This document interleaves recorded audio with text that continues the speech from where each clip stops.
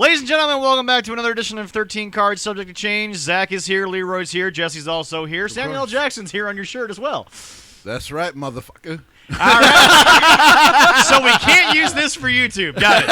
All right. I'm still putting it on. I know you are. So anyway, folks, yeah, if you hear more in the background today, we got the AC on high. It is hot as balls in Spirit, Wisconsin today, ladies and gentlemen. Happy 4th of July to everyone out there.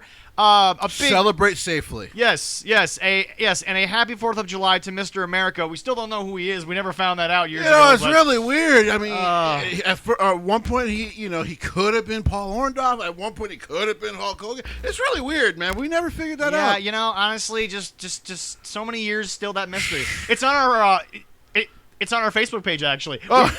We swear it's not Hogan because there's no evidence that it's Hogan. I mean, listen, they tried the voice test. It clearly was not Hogan. Hogan was not with the company when it happened. No.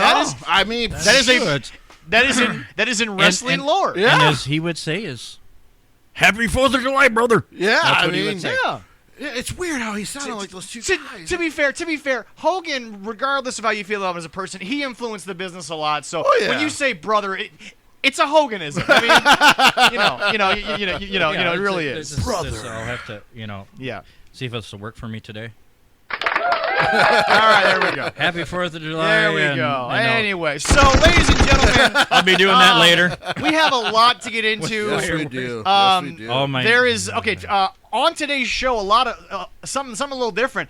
Leroy is going to lead a segment, and Jesse. I told you right before the show there was a surprise. Ladies and gentlemen, today we've been teasing it, not really as much as my review of AEW Year 1, but Jesse has kind of been teasing wanting to do a segment that essentially I finally decided we were going to call Cody, you can finally call me Rhodes, but why would I want to be?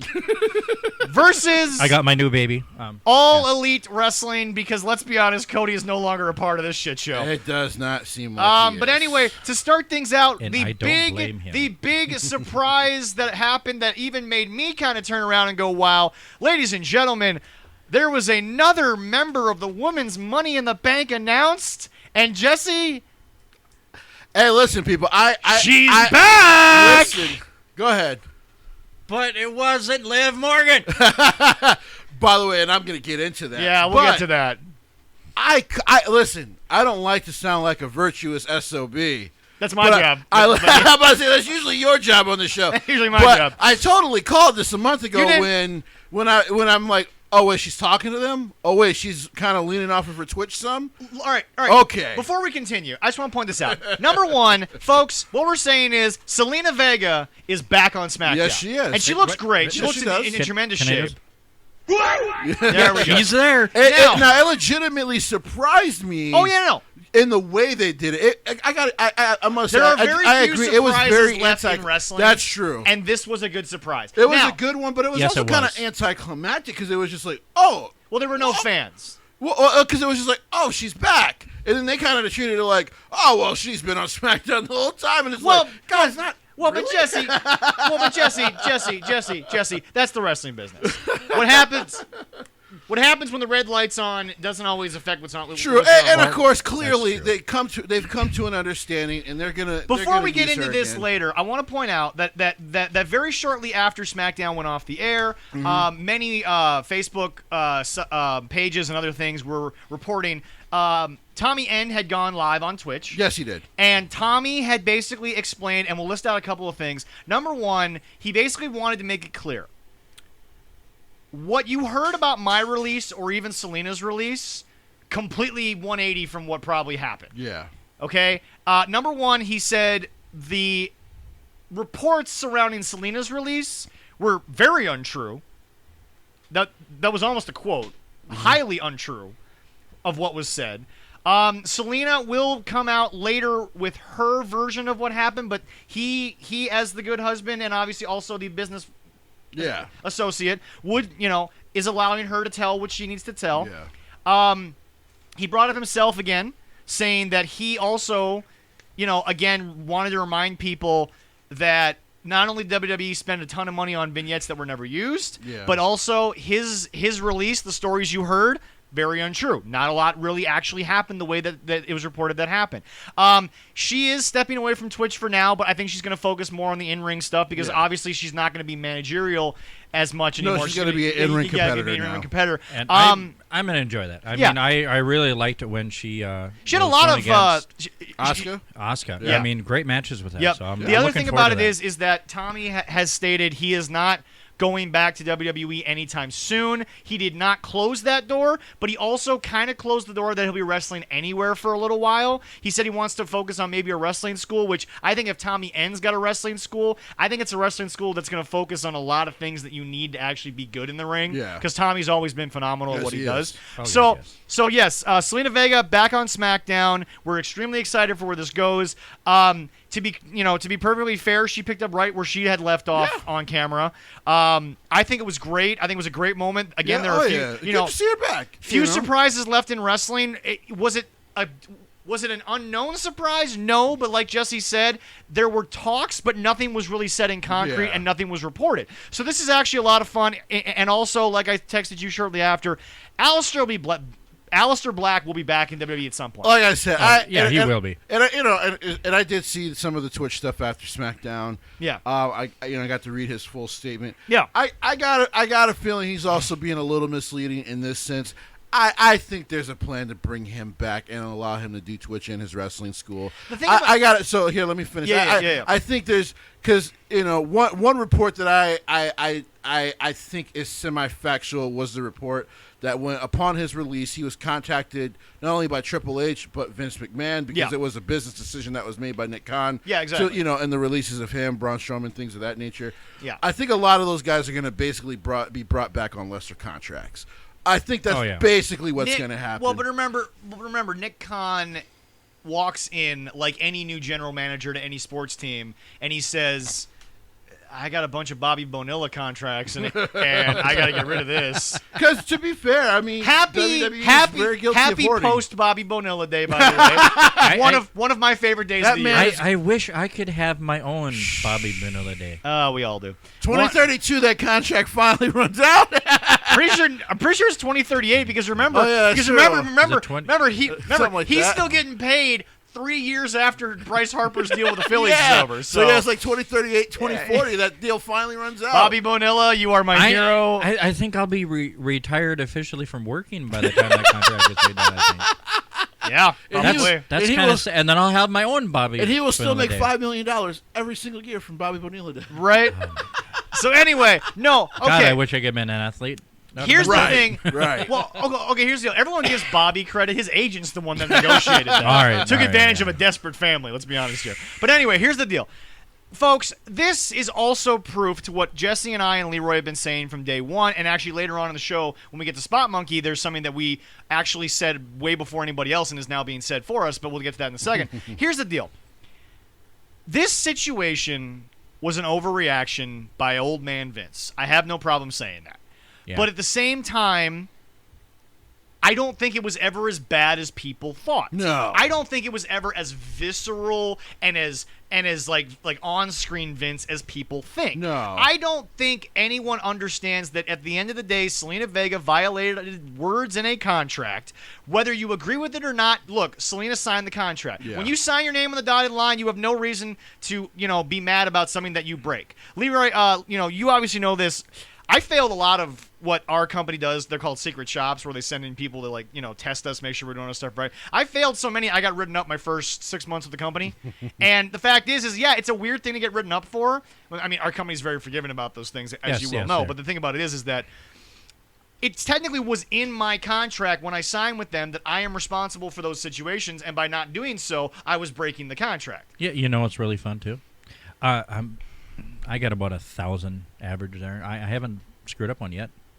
You should, learn. It was my first 3 months in the company. You should learn from me. It was my first 3 I barely knew you 3 months into this company. And that's why you failed them, because you didn't know me. I know what I'm doing. You didn't know this beautiful, handsome man over here.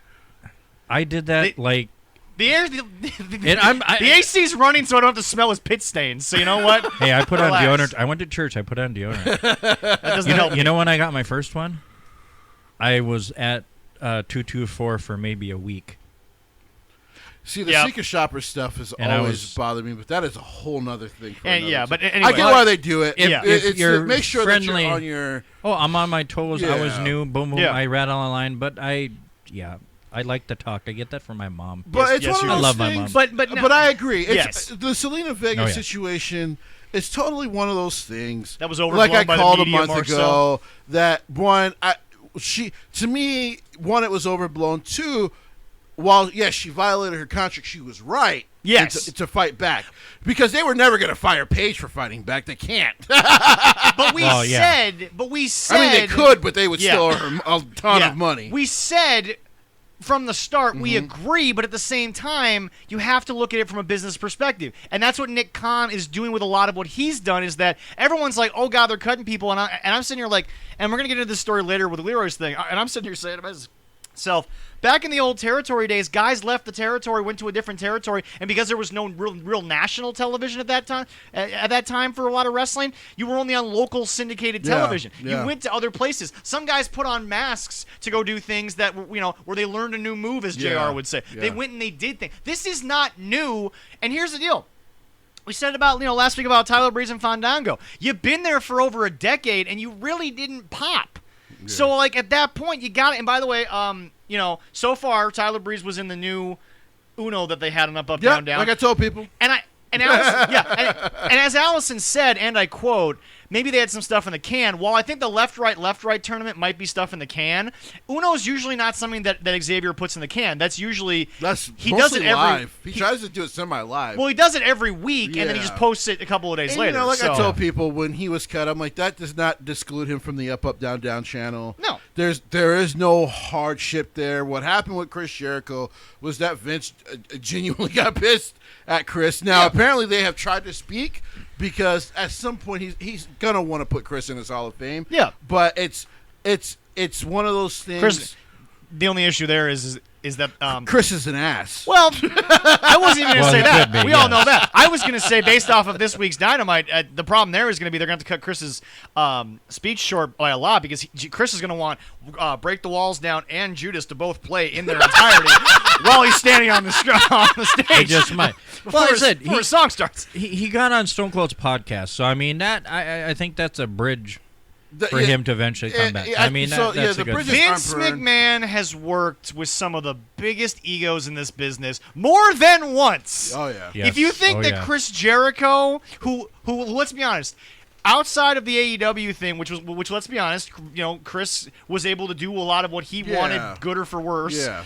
And I didn't say bad, just good or for worse. It doesn't call it shit. But no. Oh yes. No, he found a way to get paid for it. Oh yeah. So why not go do it? Vince even said to guys like Big Show and Mark, I don't want it, but you're going to get paid a lot more. Go for it. Basically, So, like if they're gonna pay you more, man, I wish you the best. Vince is a businessman. He understands this shit. But the fact of the matter is that if he even bothered to think about reworking with Warrior, Chris Jericho has been one of the best soldiers that Vince ever had. Yeah.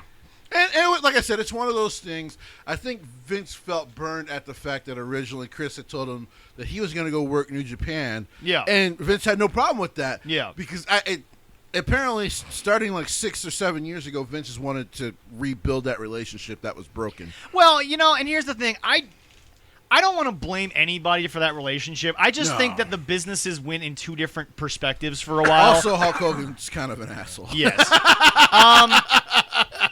Like he basically for people who don't know, in 93 or 94, something like that, he won the IWGP Heavyweight Championship. Yeah. Looked at the WWF title and said it didn't mean shit. Yeah. Like, well, come on, dude. Like, this company helped make you one of the biggest stars in the world. Well, you and- just spit in his face. Well, and let's be honest here, Jesse.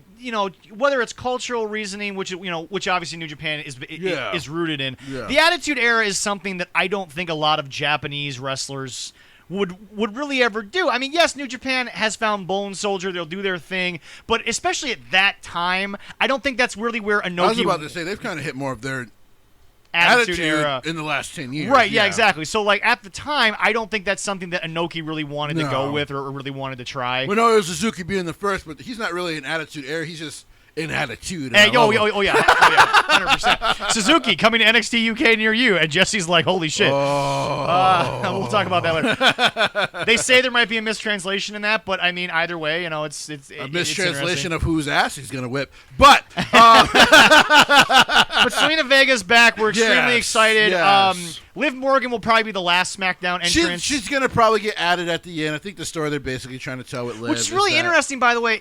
And I really hate to say this, but it just seems like Ruby getting cut, Liv seems to have just taken the ball. However she feels backstage is however she. But when the camera's on, Liv seems to just be running with this. And here's the thing, I hate to say it because I love Ruby Riott. She would be my second wife. I love you. But here's the thing, I don't think they ever really had any plans for Ruby. Like Triple H might have in NXT, but I don't think they actually, and the main roster, ever had plans for her. So it almost felt like they wanted to use her as a catalyst for Liv and Sarah, at who the time, they now, did let go. But I don't think this is a Vince liking the blonde thing, because let's be honest, Liv has taken whatever they gave her and she's run with it and done a phenomenal job. Yeah. I don't even want to bring that up because I don't want to discourage anything Liv has been since she got to the main roster, because she's been phenomenal. She has grown. But the thing about it for me is that Liv is coming out, and Liv, even if they are giving her a word for word script, Liv is the most natural thing I've seen in a while in the women's division, because she's just Liv seems to just being like, okay, and again, I don't know what she's thinking backstage, but in my opinion, what I'm seeing is, because we all know everything's basically written at this point, she's kind of looking at it and saying, okay, how would I say this? Yeah. I need to get into the mindset of this. I feel like Liv has come off incredibly natural since Ruby Riott was cut. I think one of the big things we will know about Liv Morgan, especially in these next couple of months, is if she gets huge pops and goes over well as a babyface in front of the crowd, you'll probably see them push her like they want to.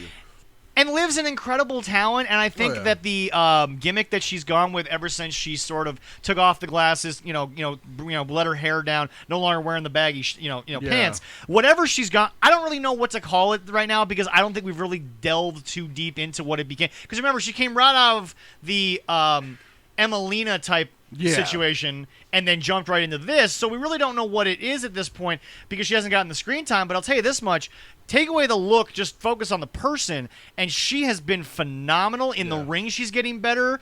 Like I said, she's a very natural talker, a very natural speaker. Yeah, I agree. In a way that I'm actually very intrigued with Liv Morgan's future on SmackDown. Also, that's why, man, if you guys don't watch Main Event and you're like, and I get Raw's been better, even though it's such a low bar. The last couple weeks, Raw's actually been good, but in the past, it's been, The reason, like I said, I got back into Main Event at least a month and a half ago or something.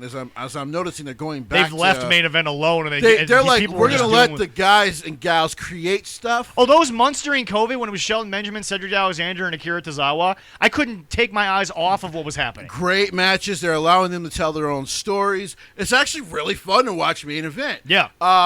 Some of it does get brought to the main roster. Some of it doesn't. But it's allowing them to kind of like. Jinder has actually found a way back into the Maharaja gimmick on Main Event. Jinder's become a goat on Main Event?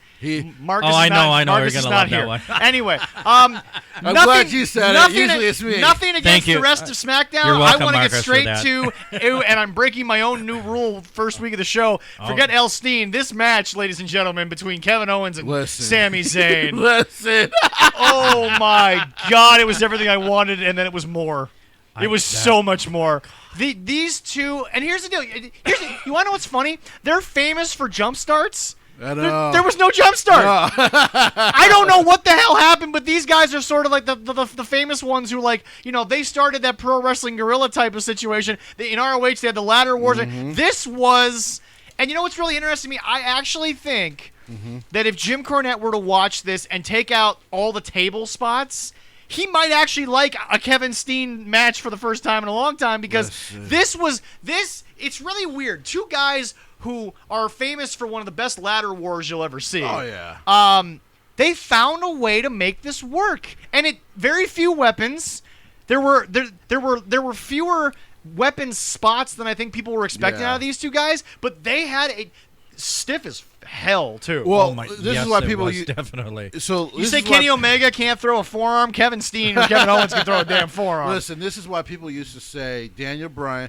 People said WWE won the who can take the best talent out of PWG. Samoa Joe, CM Punk, Kevin Owens, Sami Zayn. If you want to talk about the class, and like I said, I used to go and travel for those shows. Cesaro was there, yeah. But those four, I've always said that was the highest of the high. Oh yeah. And there's a reason. There's a reason they went to WWE. There's a reason they're all former champions in WWE because they're the class. And when you let these two guys get together and brainstorm and come up with something for TV, oh my God. I do wish they had gotten El Generico as well, but let's be honest here, folks. After you fake your death, WWE's really not going to touch you. even if you do go back to Mexico and you work in an orphanage, WWE's really not going to want to touch you after you fake when you fake your own death, it's they did that once. Yeah, we know. Oh yeah. Yeah, Vince. we know. To be fair, all yeah. of you guys got angry that Vince has been on TV for a while. That was supposed to be the end of the Vince character. Yeah. That was Yeah. actually supposed to be the ending. Yeah. But anyway, we all know what happened there. But no, okay, but my whole thing about this is just, folks, this match hurt me. And I was on the couch. Man, Pat McAfee might be the greatest addition. Needs to pick his outfits out. I wonder how is Corey... Seth Rollins dressing Pat McAfee at this point? Maybe. Go ahead, Leroy. But go ahead, Leroy. When he sat on his head.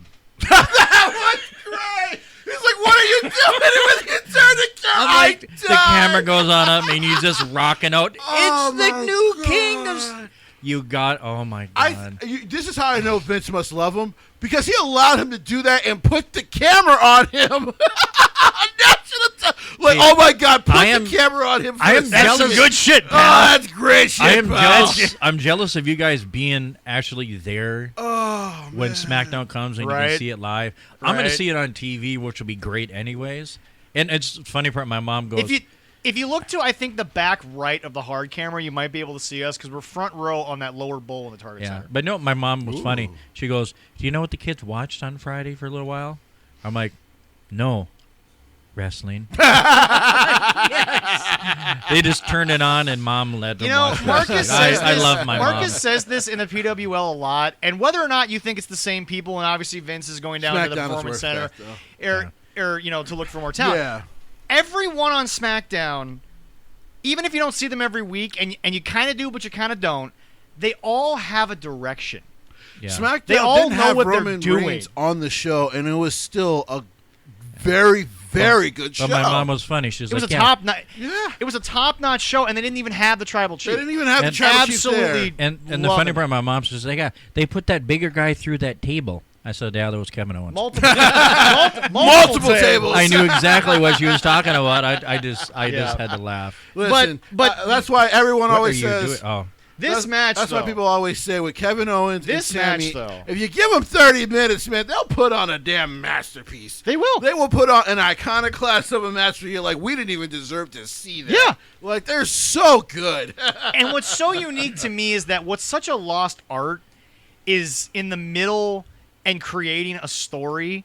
They did that. They were yelling at each other. They were grabbing each other's beards, and it's like callbacks to NXT. If you watch Ring of Honor. Yep. I love this. If I'm gonna fight somebody, I'm gonna grab their beard if they got one. Right? So Sammy, if you remember during the match, Sammy he grabs his beard and he asks him, "How did we get here?" Yep. Kevin Steen did that to him as El Generico. Yes. In Ring of Honor. Yes. I'm like, wow, they went called back from 10 years ago. Yeah. Long-term booking. These two guys are and you know what's crazy? This would have been something that if there was a crowd, they would not have gotten bored with it. And I'm talking if you were in your place of Brooklyn, Oh, yeah. if you were in California, if you were Dude. in the Midwest. There's not a place in the world that wouldn't have loved to see this I live. think they would have had to put These this guys? match on live last because it would have been very hard to have Edge and those guys follow this segment because people would have just been so hyped, like, oh my God, what did we just watch? They would have been done. They would have been absolutely Energy would have done been with gone it. from just going That's true. crazy. There would have been 2 chants. You would have heard it.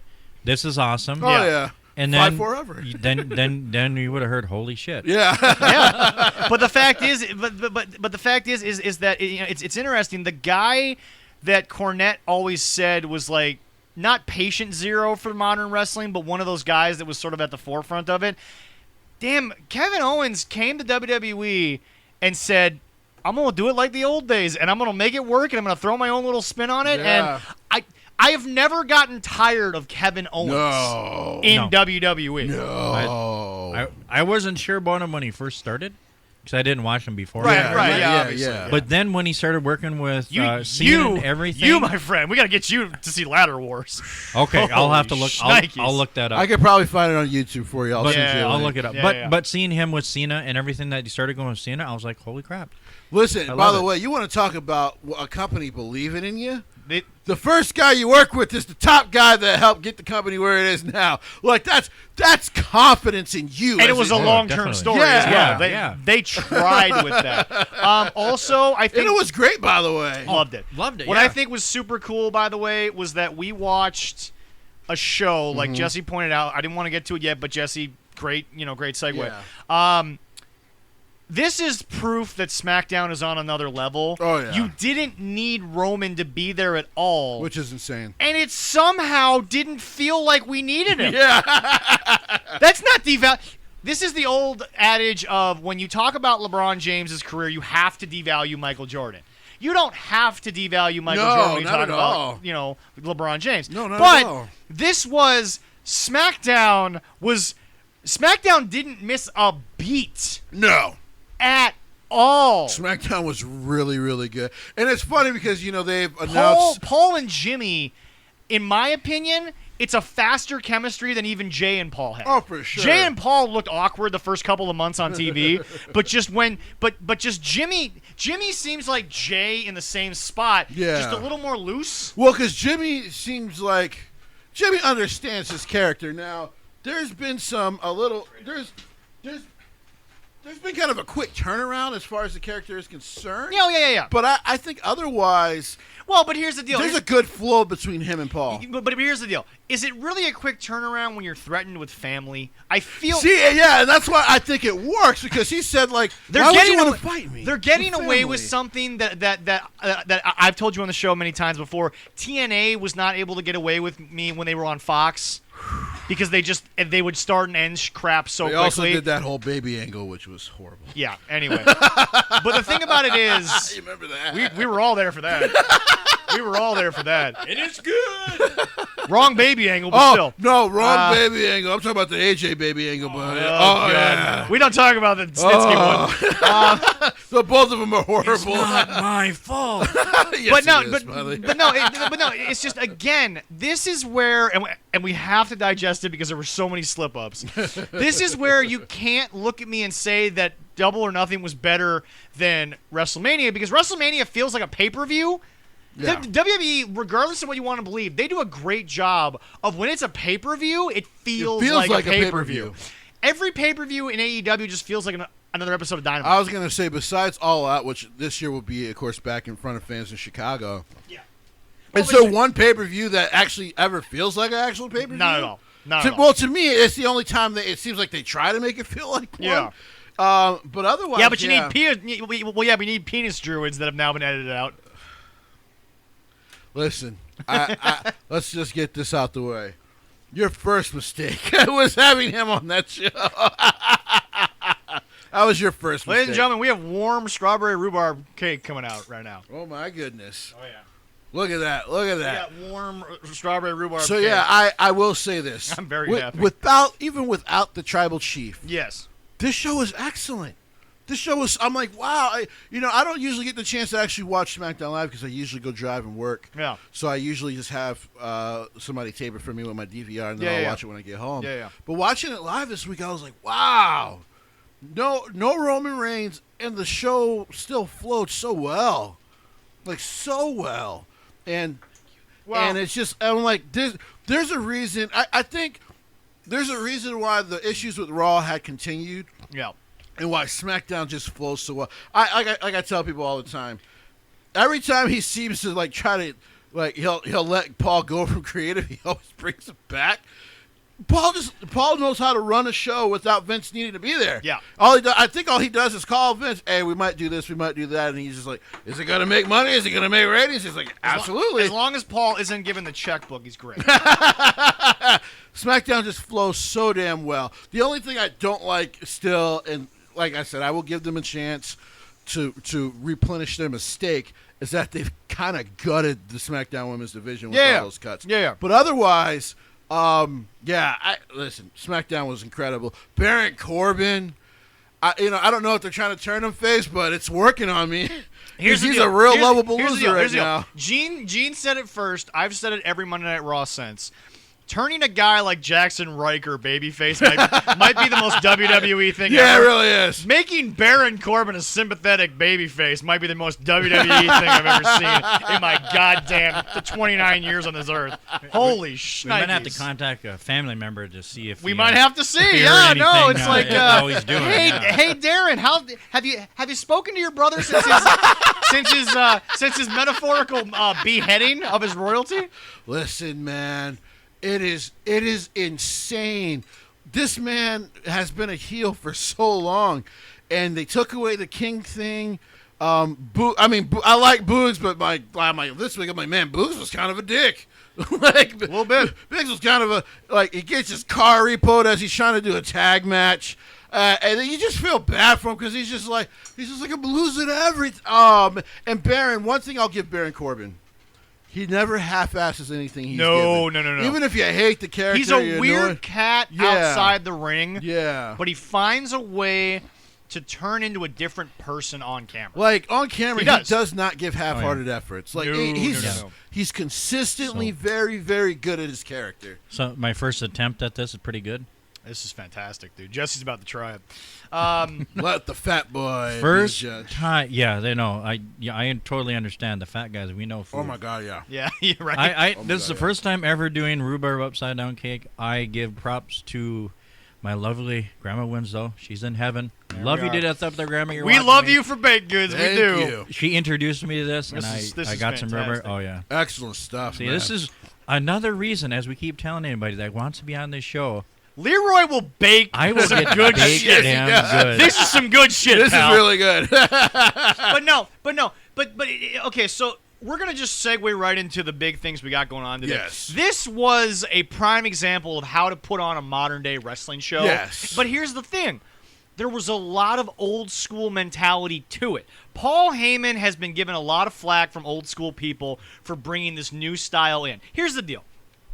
You can't say ECW was a failure. You can't. No. Paul Heyman is the only guy, because not even CZW's done this. He's the only guy who went national with a subset of wrestling. Because remember, it's not deathmatch. It never was. No. They were just telling hardcore stories.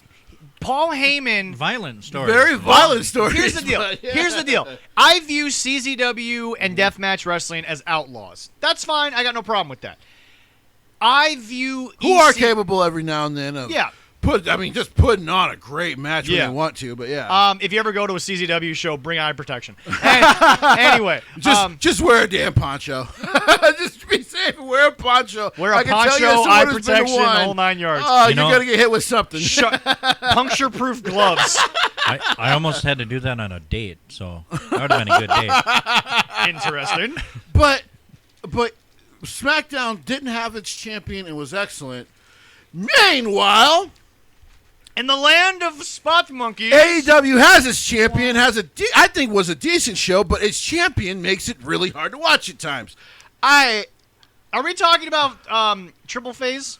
Ladies and gentlemen, the alpha, the beta, the omega. Well, that's 1, 2, 3, triple phase. We can't call them like KKK. okay, because that has a terrible. That's a bad connotation to idea. it. Yeah, But I mean, if it's AEW, they might do it because they're stupid. This is the guy who's 69 is manager alive on television. I just want to point something out. I just saw the picture and I'm like, are you trying to be Triple H when you Ladies were and younger? gentlemen, Kenny Omega and the I Bucks don't in know. 1 week have grown more facial hair than what's on Jesse's head. Like, I mean, That's true. it is insanity. It is. They may be true. cutting their pubes off and gluing on their They face or have to something. be. I What don't is know. this shit? I didn't think they had that much I testosterone. definitely didn't think the When Young Sucks Jackass had that 4 much. comes out, I swear to God, if this is like in there, I'm gonna be. I will never watch AEW again if they Jackass 4 hey, this. Darby being in there, I will watch it just for that. I like Jackass anyways. Just like I laugh, I was like, I can't believe Here's it's the like thing. They let Here's them the do thing. that to each other. But, When you okay, first of all, let's get to the beginning of this shit show. All right. Number 1, ladies and gentlemen, your favorite tag team and not mine. You abandoned them like 6 months ago. I abandoned them a long time ago. Since this show started. This is once again our show or their show? either one. This is proof positive. Actually, I think isn't our show no. I was gonna say our show's older than Dynamite, but we're close in age. Anyway, no. Here's the thing. This is proof positive that not only do the Bucks care about everything that's said about them, Well, yeah. but they are 100% aware of what they're doing. Yeah. Just because they're shit at it doesn't mean they're oblivious to it. No. Here's the thing. Paul Heyman does a lot of things on SmackDown, and a lot of times people question, why is the Tribal Chief opening the show? You get a virgin crowd. They haven't seen anything. They're not used to stuff yet. There's no memory of what happened that night. Because when you get a live crowd, they're not thinking about past stuff. They're into what's in front of them. Now, the interesting part about it is that when Paul does it, there's a reason. Mm-hmm. But he'll do it multiple times with multiple people. Yes. When the Bucks do this, and they're here's the deal. If they're the most important tag team in the world, if they are the most important tag team on this thing, if this is the biggest tag team title in the world, what in the hell are we doing opening the show, and why are their matches first hour of their pay-per-views? And I'll explain why. They want to get all of their shit in before everybody else does it. They want to have a virgin crowd. They want to be the spotlight, because when they walk away, it's follow that, which you can't because they already did everything. Now, it's interesting now. What I said earlier, that what I've said before and what we've said is now coming true. Brian Last said this on the last review of their match versus Eddie Kingston and Penta El Cerro. Okay. He said they're just like, their matches aren't even matches. They're just spots. They're just moments. But when it's done well, because Kevin Owens and Sami Zayn was a lot of spots. But when it's done well, you don't know. You but you they're don't not care. even spots anymore. They're moments. Yeah. And the crowd is so into the Bucks that they're waiting for moments to happen. Yeah. They're not even into the match, because the thing about it is that they go from moment to moment to moment that there's no time to register. We're gonna get to a match here that happened, I think. By the way, I don't know how. So I wish you would have never mentioned the fucking refs thing. Just like to you, he should have never mentioned the Orange Cassidy thing. Because now every time I watch I watch a Young Bucks match, I'm like, disqualify them. You could have disqualified them like 4 or 5 times. You see this stuff. It actually annoys me to watch them on television. Yeah. Like I literally, this was the first time I actually almost turned off Dynamite. Yep. And it was because of the opening match. Yep. And I'm glad I didn't, because I actually thought the show got better without them. We'll talk about it in a But second. I was just like, what the hell? Like, now, okay, 2 weeks ago. by the way, they do it to Aubrey all the time. Yep. I'm like, if you respect women, why would you do that to her? 2 weeks ago, there was an opening match on Dynamite. It was Powerhouse Will Hobbs, Willie Hobbs, baby. Sorry, Dusty just came over me because. Come on, baby. How would Dusty have said this? He would have called him Willie Hobbs. Willie Hobbs. But anyway, Powerhouse Hobbs versus Adam Page. Real strong. Adam Page. Go back and watch that match. Yeah. Powerhouse Hobbs. There are moments when he's trying to be a heel where he does like a little shoulder twitch or he like snaps his finger.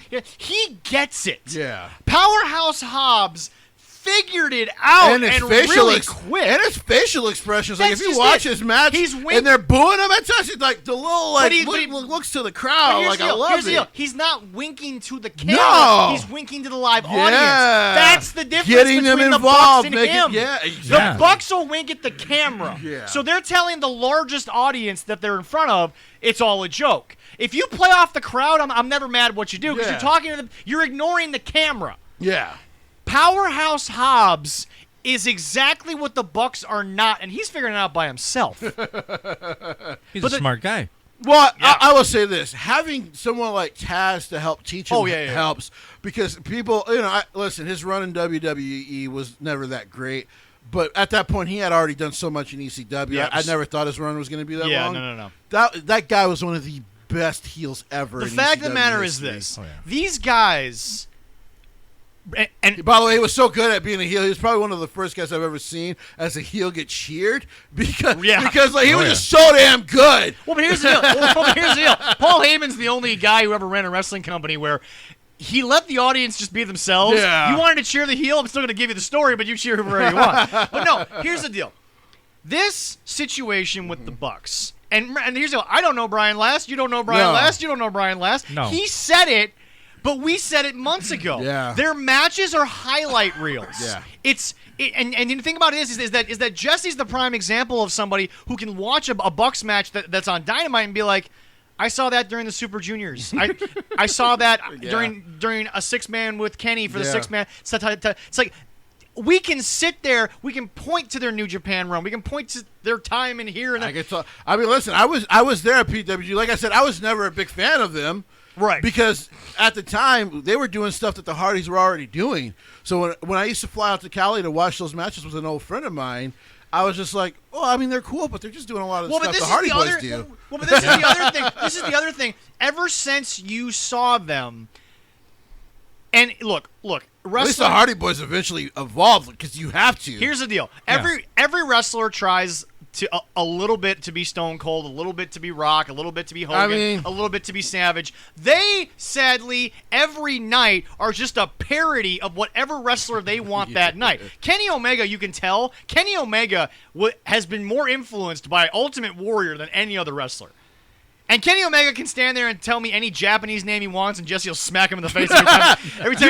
You know what? I don't even believe that anymore. I actually believe as much shit as they shoot at Triple H, Kenny Omega is clearly influenced by Triple H. Think about it.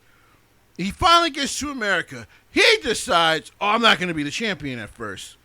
Who decides that? Oh, that's right. You wanted to do that so you can still try to put on 5-star matches. Okay, but now you've been exposed a little bit because without Okada, Tanahashi, I go on and on. Oh my God, it's hard for you to do it now. The reason to me that the Pac one was good, and Ibushi. I've now learned that Ibushi carried the tag matches. Oh, there's no doubt. It's ridiculous. It's ridiculous. Pac is just he's a walking excellent match. And by the way, before we go on, Pac is a prime example of Jim Cornette's not looking for 6'2", 300-pound guys. Yeah, because he actually likes him. He would sign Pac in a heartbeat. Because Pac is an excellent pro wrestler. Oh God, yes, he is. I actually think he's hugely because now he decides to be the big dominant heel champion, and I think about it, he gets an old group back together. He rarely kind of gets a clean win, and when he does, it feels like a burial of the young talent he's supposed to be helping build. I'm like, man, this sounds a lot like Triple H in the past, don't it?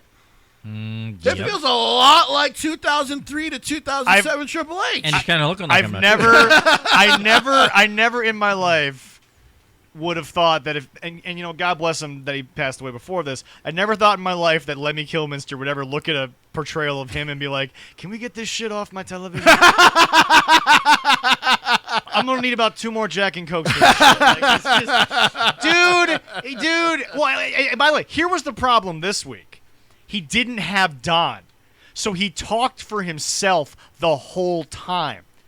And by the way, he's not a great promo, and by the way, I don't care if Jim Cornette came up with it. I don't care if you think I'm copying. It sounds like a bad phone sex line voice. It is so breathy and to listen. Kenny seems like. By the way, back to my Ultimate Warrior comparison. Warriors matches were 7 minutes long because he ran to the ring, was out of cardio by the time the match started. Yeah. Kenny Omega sounds like he's out of breath, and he literally struts to the ring.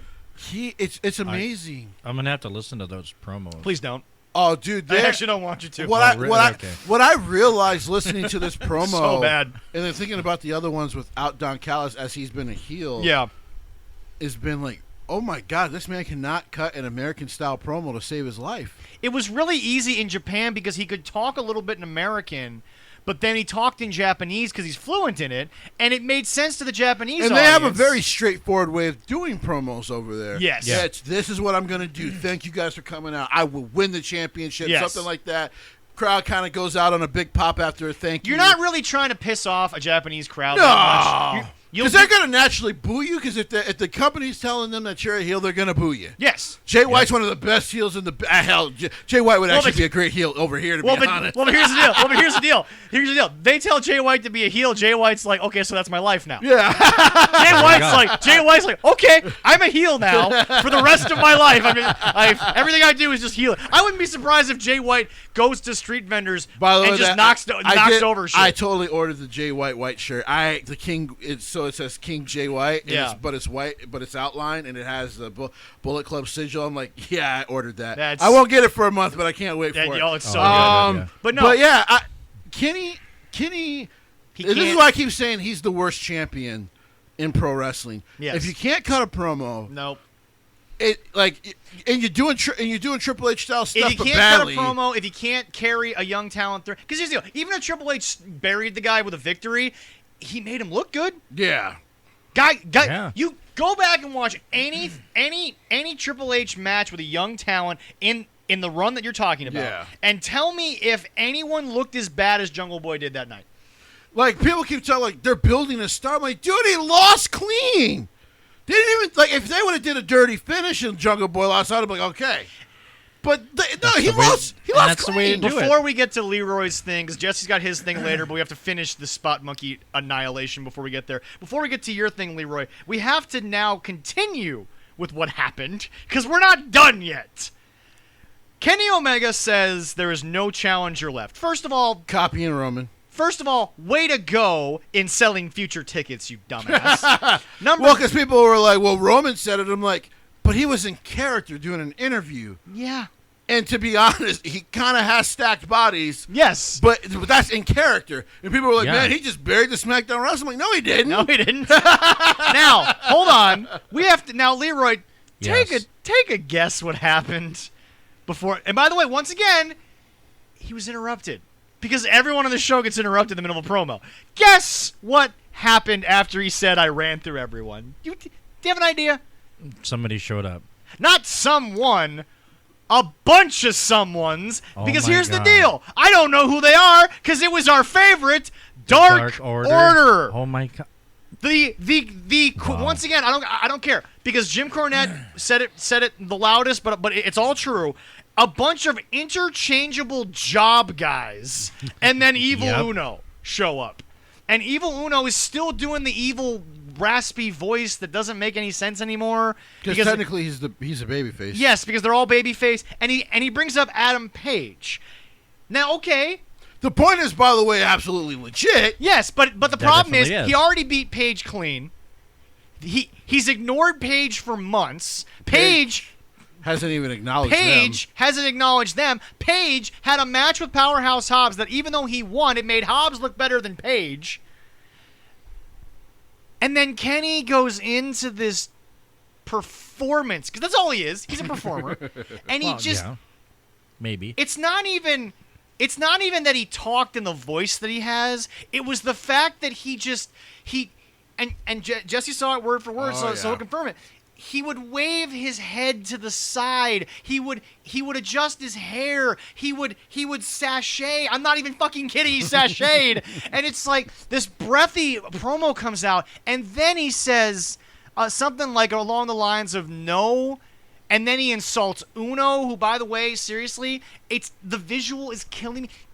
You can't clean press a suit. I know. You can't clean press a suit. I know. No, you can't. I said that before I read, but before I listened to the Jim Cornette Experience, I know. it looked like it looked like a suit that had just come out of a wallet for 3 weeks. It was folded 7 ways. It was so bad. It was so, and by the way, it was so visually painful to watch. And then to sit there and insult Uno, who, by the way, even if we acknowledge Kenny as their champion, Uno has no business in the ring with the world champion. I'm sorry he doesn't. No, he doesn't, no. He's talking to a bunch of interchangeable, no-name, I'm glad they have masks because I don't give a shit who they are, job guys. They're underneath talent. I'm sorry, I'm not a pro wrestler, but if we just talk straight shooting from the hip, as Paul Heyman would say, you are an underneath job guy. Yep. You are not on that card for any reason other than to get thrown into the paid fans. That's it. That's all you are. And by the way, they have to pay the fans because unlike the ECW crowd that knew that the price of admission meant going to the hospital at the end, these fans will sue Tony Khan for money because the thing about it is they're throwing people left and right into the damn crowd. Yeah. So they got to pay the first 12 rows to be there. But it's just this promo then gets to a point where Kenny, it didn't work in the Tokyo Dome because even that crowd didn't react to you. It didn't work over here. It didn't work in PWG. No. It didn't work in Ring of Honor. It's never worked. I don't know why he does it. I bid you adieu. Back to the Dark Order, finger out, yells bang. The whole crowd yells it. So clearly that was a crowd pop for a heel. Jesse, even when he was having 6-star matches, that never made sense. That didn't work. You can't tell me it did. No, I never thought it was a cool thing to say because he says, I bid you adieu, good fight and good night. But he stole it from Prince David. Yes, he did. He stole it from Prince Devitt. He stole it from Prince Devitt. But just remember, Devitt can actually sell badass. Yes. That is Even true. for a small guy, he can sell badass. That is true. But when Finn Balor is talking, there's bass in his voice. There is some fire and some desire. He could go back to SmackDown at any point, Raw at any point. As long as he's the Prince, he'll be the top of the card. Oh, yeah. But it's just... This never worked for Kenny. Why is he still doing it? There's a difference. Sell T-shirts. Finn Balor actually has a pair. Based on this breathy voice promo, I might have to agree. It doesn't seem like Kenny has, or they've contracted it up to his body and they still haven't dropped again. I get what they're building to, but I agree. This I feel really bad that I'm about terrible. to say this, but Jesse, I hate to be that guy. One of these shows, we're gonna have you take us back to those days in Japan with Kenny Omega. You're gonna have to take us through the history of Kenny Omega. I'm sorry. To try to convince people that maybe he used to be a great wrestler. just help That us. ain't gonna happen with just me. help us get from where we were to where we are. That's all I'm All asking. right, I can try I'm not to do asking you to that. convince me of shit. Just get me through the. You do me a favor. Loki the crap out of this shit and just get me through the timeline. That's all I'm asking.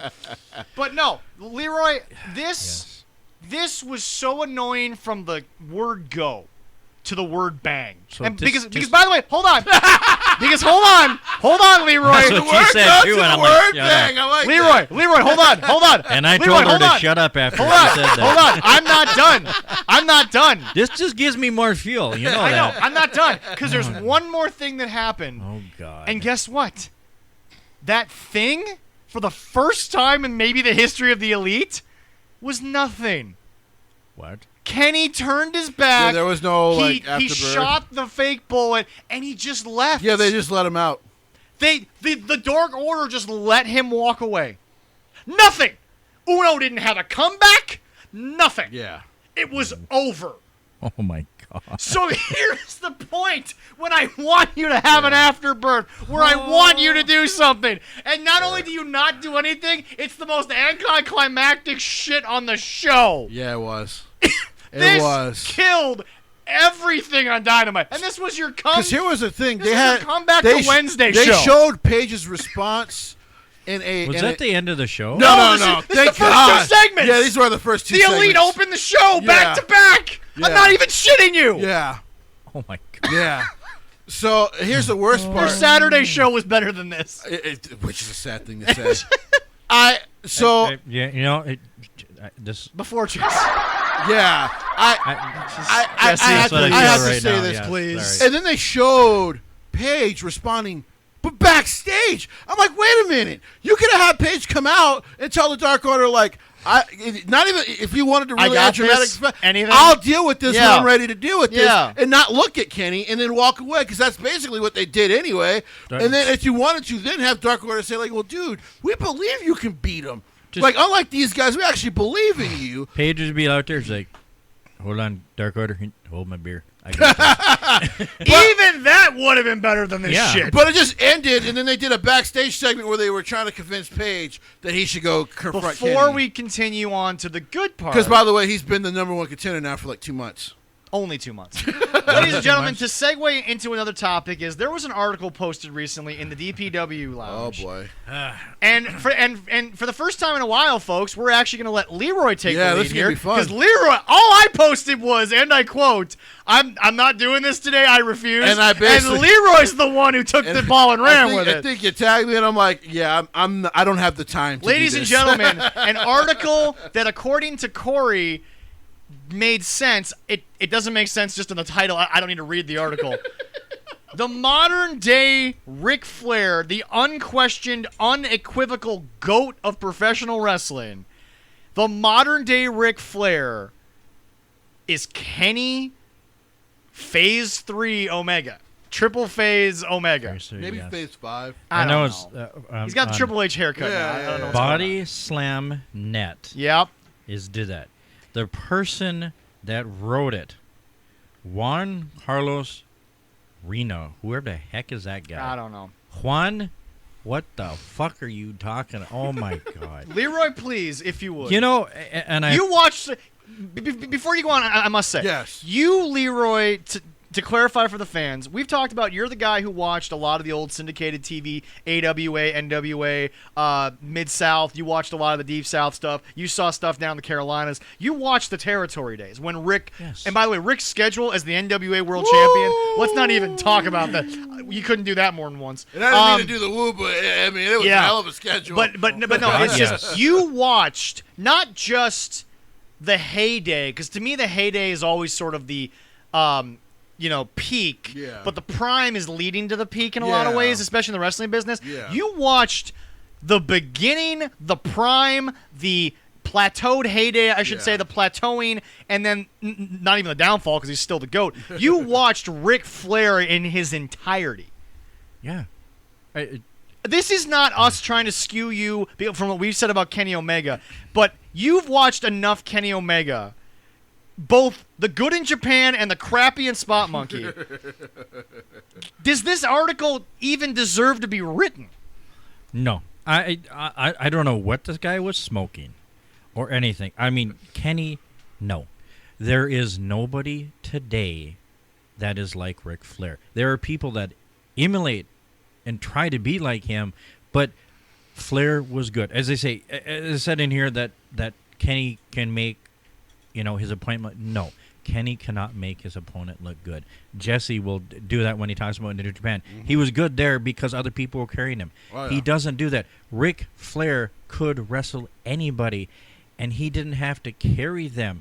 He worked with them. He put on the goddamn matches in the world. He got better as he got older. One quick quote, okay, because I'm skimming the article, and I don't think Jesse's seen this. Flair. Okay, first of all, you're damn right I didn't see. Hold on. couple of quotes. Jesse, Jesse, move the cake. Brace yourself. Move the can of bug spray. That thing's gonna go off like a bomb if we don't be careful. Match structure wise, Flair is very similar to Kazuchika Okada. Not the part you should be angry about. Omega is very similar to Flair in their attention to detail and storytelling during portion matches. No. Not really. No, I mean, if I talk about the New Japan stuff, I think that's just the way they book Like there's Well, it's going to be but hard people for forget, him. But this is Kenny without the shackles that New Japan has. And here's the deal: New Japan has shackles for a reason because Inoki's not about to get caught with his pants down. No. That's not who Inoki is. That company believes in honor, and you're not Yes. going to go out there and fucking embarrass them. Now, if you're funny like Yano, you can do what you want. Well, but Yano's never insulted anyone. Never changed, cultural-wise. Yano. Yano's Never just changed. he's just been trying to sell you something for 20 years. For fucking 15, 20 years. Hold on. The next thing that just is mind-boggling. By the way, you don't even have to go into that one. The whole, as Leroy just pointed out, the whole like he can make someone look better. Wait a minute. So let's go through his opponents. Yep. Chris Jericho. Chris Jericho is older, but he can still put on a good match. Yeah. The guy's going to the Hall of Fame. Yes. All 4 of them whenever he's done. Tanahashi, the Oh, no, I'm just talking about his American opponents in AEW. Or his Okay, yeah. speaking opponents. Yeah. Pac, oh my God, you're talking about one of the best 5 wrestlers in the fucking world. Now that RVD's won it, I think Pac might replace RVD as the best person to ever win the WWE title. Yeah. Pac, I'm serious. Pac may be up there. Also, the other one being John Moxley. Well, John, listen, as you used to have, it's the Mox Box. The guy can have a good match. Yeah. Yes, he comes from the deathmatch world. Yeah. But in WWE, he refined his style quite a bit. Went to New Japan, learned some more stuff. The guy is going to just be capable of having a really good, entertaining storytelling match. Very, very. Yeah, don't very, read any more of it. Trust me. Oh my God. I'll very, go very on a little bit difficult. more. Jungle Boy was already on a hot streak recently. If you want to talk about recent, Jungle Boy's already is starting to prove himself as a singles It's a guy. short-ass article, too. Holy crap. Well, it shouldn't even exist. But I don't know what this guy was smoking. I mean, I've always said people are entitled to their opinions, even if they smell like bullshit. Jesse, I don't want to insult you or Gato or anyone with this next line. Uh-oh. Yeah. Omega versus Okada matches have several parallels with Flair and Steamboat. Nope, sorry, can't do it. Can't do it, and here's why I say that. Okada and Kenny were a completely different dynamic to each other than what Flair and Steamboat were. Flair and Steamboat were identical In style. but the difference was Flair got the girls. Yeah. And that's a metaphor for Flair got the success and Yeah. Steamboat didn't. Yeah.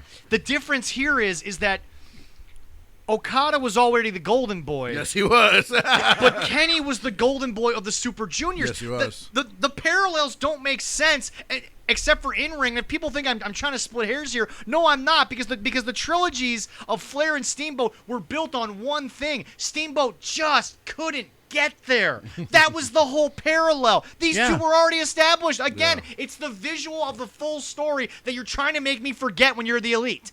Folks, Flair and Steamboat, and I'm sorry to hijack Leroy, but none of us read this. And I'm trying to parallel. It's me. Folks, Flair and I would have never Steamboat. wasted my time. Flair and Steamboat could sell all day. Kenny can't sell a friggin' bag to a person with groceries. Here's the thing. True. Steamboat maybe overdid it a little bit, but never to the point that you could tell. Well, He had great facials. Yeah. He experienced pain. And Flair, the other problem here is, let's try to make this work for a Plus, second. Steamboat was Flair and- actually an incredibly lovable babyface. Here's my Oh, yeah. problem. You say there's Kushka Okada is, but like you say that there's parallels. but- Kazuchika Okada. Yeah, you say that there's parallels, but here's the problem. You had two guys with similar wrestling styles, but one had the ladies on his arm, and the other one was the second-rate coach guy, Steamboat. Yeah. Yeah. You can't have a parallel when the two guys in the match are technically made men. The whole point of Steamboat's entire career was that he never really was the made guy. That was Steamboat's entire thing. Yeah. The thing about it is that, okay, quick question. If Flair and Kenny are being compared, well, then they're Flair and Kenny, but Kenny's the guy fighting from underneath. So he's Steamboat. And, okay, so Flair and Okada are together. Okada is not Flair because the part of Flair was the fact that Flair made you hate him. That's never been Okada's thing. No. every parallel you want me to have is you want me to focus solely on in-ring stuff. But folks, the reason why we love this is the storytelling. It's the matches. It's the things the Bucks can't do, and that's tell a full story, which is, folks, I have to look at everything encompassing this. And Leroy, back to you for a second. You remember watching Rick. You wanted to be Rick. Jesse wanted to be Rick. Everyone wanted to be prime Ric Flair. That was the whole point. Oh, yeah, it is. I mean, Ric Flair had charisma. Ric Flair had charisma when he started. Kenny doesn't have a lick of fucking charisma. And by the way, any shit. AEW fan out there who wants to go friggin' 2021 on me and say, well, look what it did to his family life. We ain't talking about personal lives here. No. We're talking about in-ring shit. In the ring, he's the GOAT. Who's family life? Ric Flair. Yeah. You look at the this. AEW fans are so sensitive these days. They want to cancel culture, everything. They want to discredit Rick in the ring because of how bad his family life was. Last time I checked, his daughter might be one of the best women's wrestlers. But he of wasn't all the time. best father. Is But the he wasn't. bullshit they're going to give you. Yeah, because he wasn't there. He's been married. Yeah. Listen, last time I he checked, lived he his was lifestyle. He was there with her when she was training at the PC. He was there. Well, this is when they were growing up when they were young. Yeah. Which I get, but I'm just like, And- here's the thing, like where he fucked up earlier because of that schedule, trying to be the best wrestler in the world, which, folks, by the way, he was for a very long time. Folks, That was I the want to be norm very back clear. then. I want to be very clear. If you're sitting in your damn basement on Reddit, no offense, Jesse, because obviously you're on Reddit yourself. If you're I do it before I go to bed. So That's it's fair fair. to me. If you're sitting there and you're trying to frickin' cancel culture 2021 me and be like, this matters, that matters. Here's the deal. This is not a sport where you can work 100 days and make it work to the level that you want. You can't, especially in that era. Yeah. If you weren't on the road, you weren't making money. No. They didn't pay you to sit at home, even No. if you were Ric Flair. Well, This ain't Kobe Bryant making $24 million with a busted Achilles. I can look at it too. It's Ric Flair went from territory, and he was big everywhere. Florida, the Carolinas. He could carry himself ever. I watched him in AWA. He never went up northeast because that was Vince's territory. Well, He never went up there. Yeah. But when they compared to Kenny was good over in Japan, but it helped with the people. AEW, love him to death. But he goes to other places. Impact. And we can talk about now. His ratings for the last Impact show it's the worst was they've ever done on worst- Access. The worst they've ever done on Access. And it got worse because he was on TV. In the main event! When- it was the least watched part of the segment! It's like The whole night, that was the least watched segment. It was the main event with the world title. And you want to compare that to Ric Flair. Ric Flair was a main event at every goddamn territory. Yes, he was. Forget That was territory. the best show Forget of territory. the night. Yeah. Forget territory. Kenny can't do it on TV. Ric Flair was selling He out did it shows. every week, No, every forget night. every week. He was selling out shows in towns where every person in town was at that show.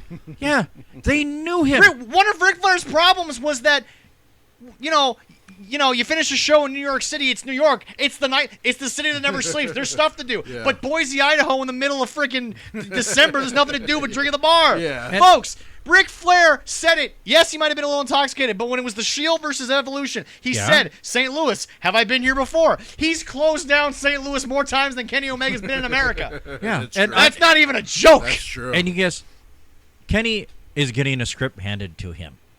I don't. Okay. The problem is that Kenny Omega's writing it. Well, yeah, that's another.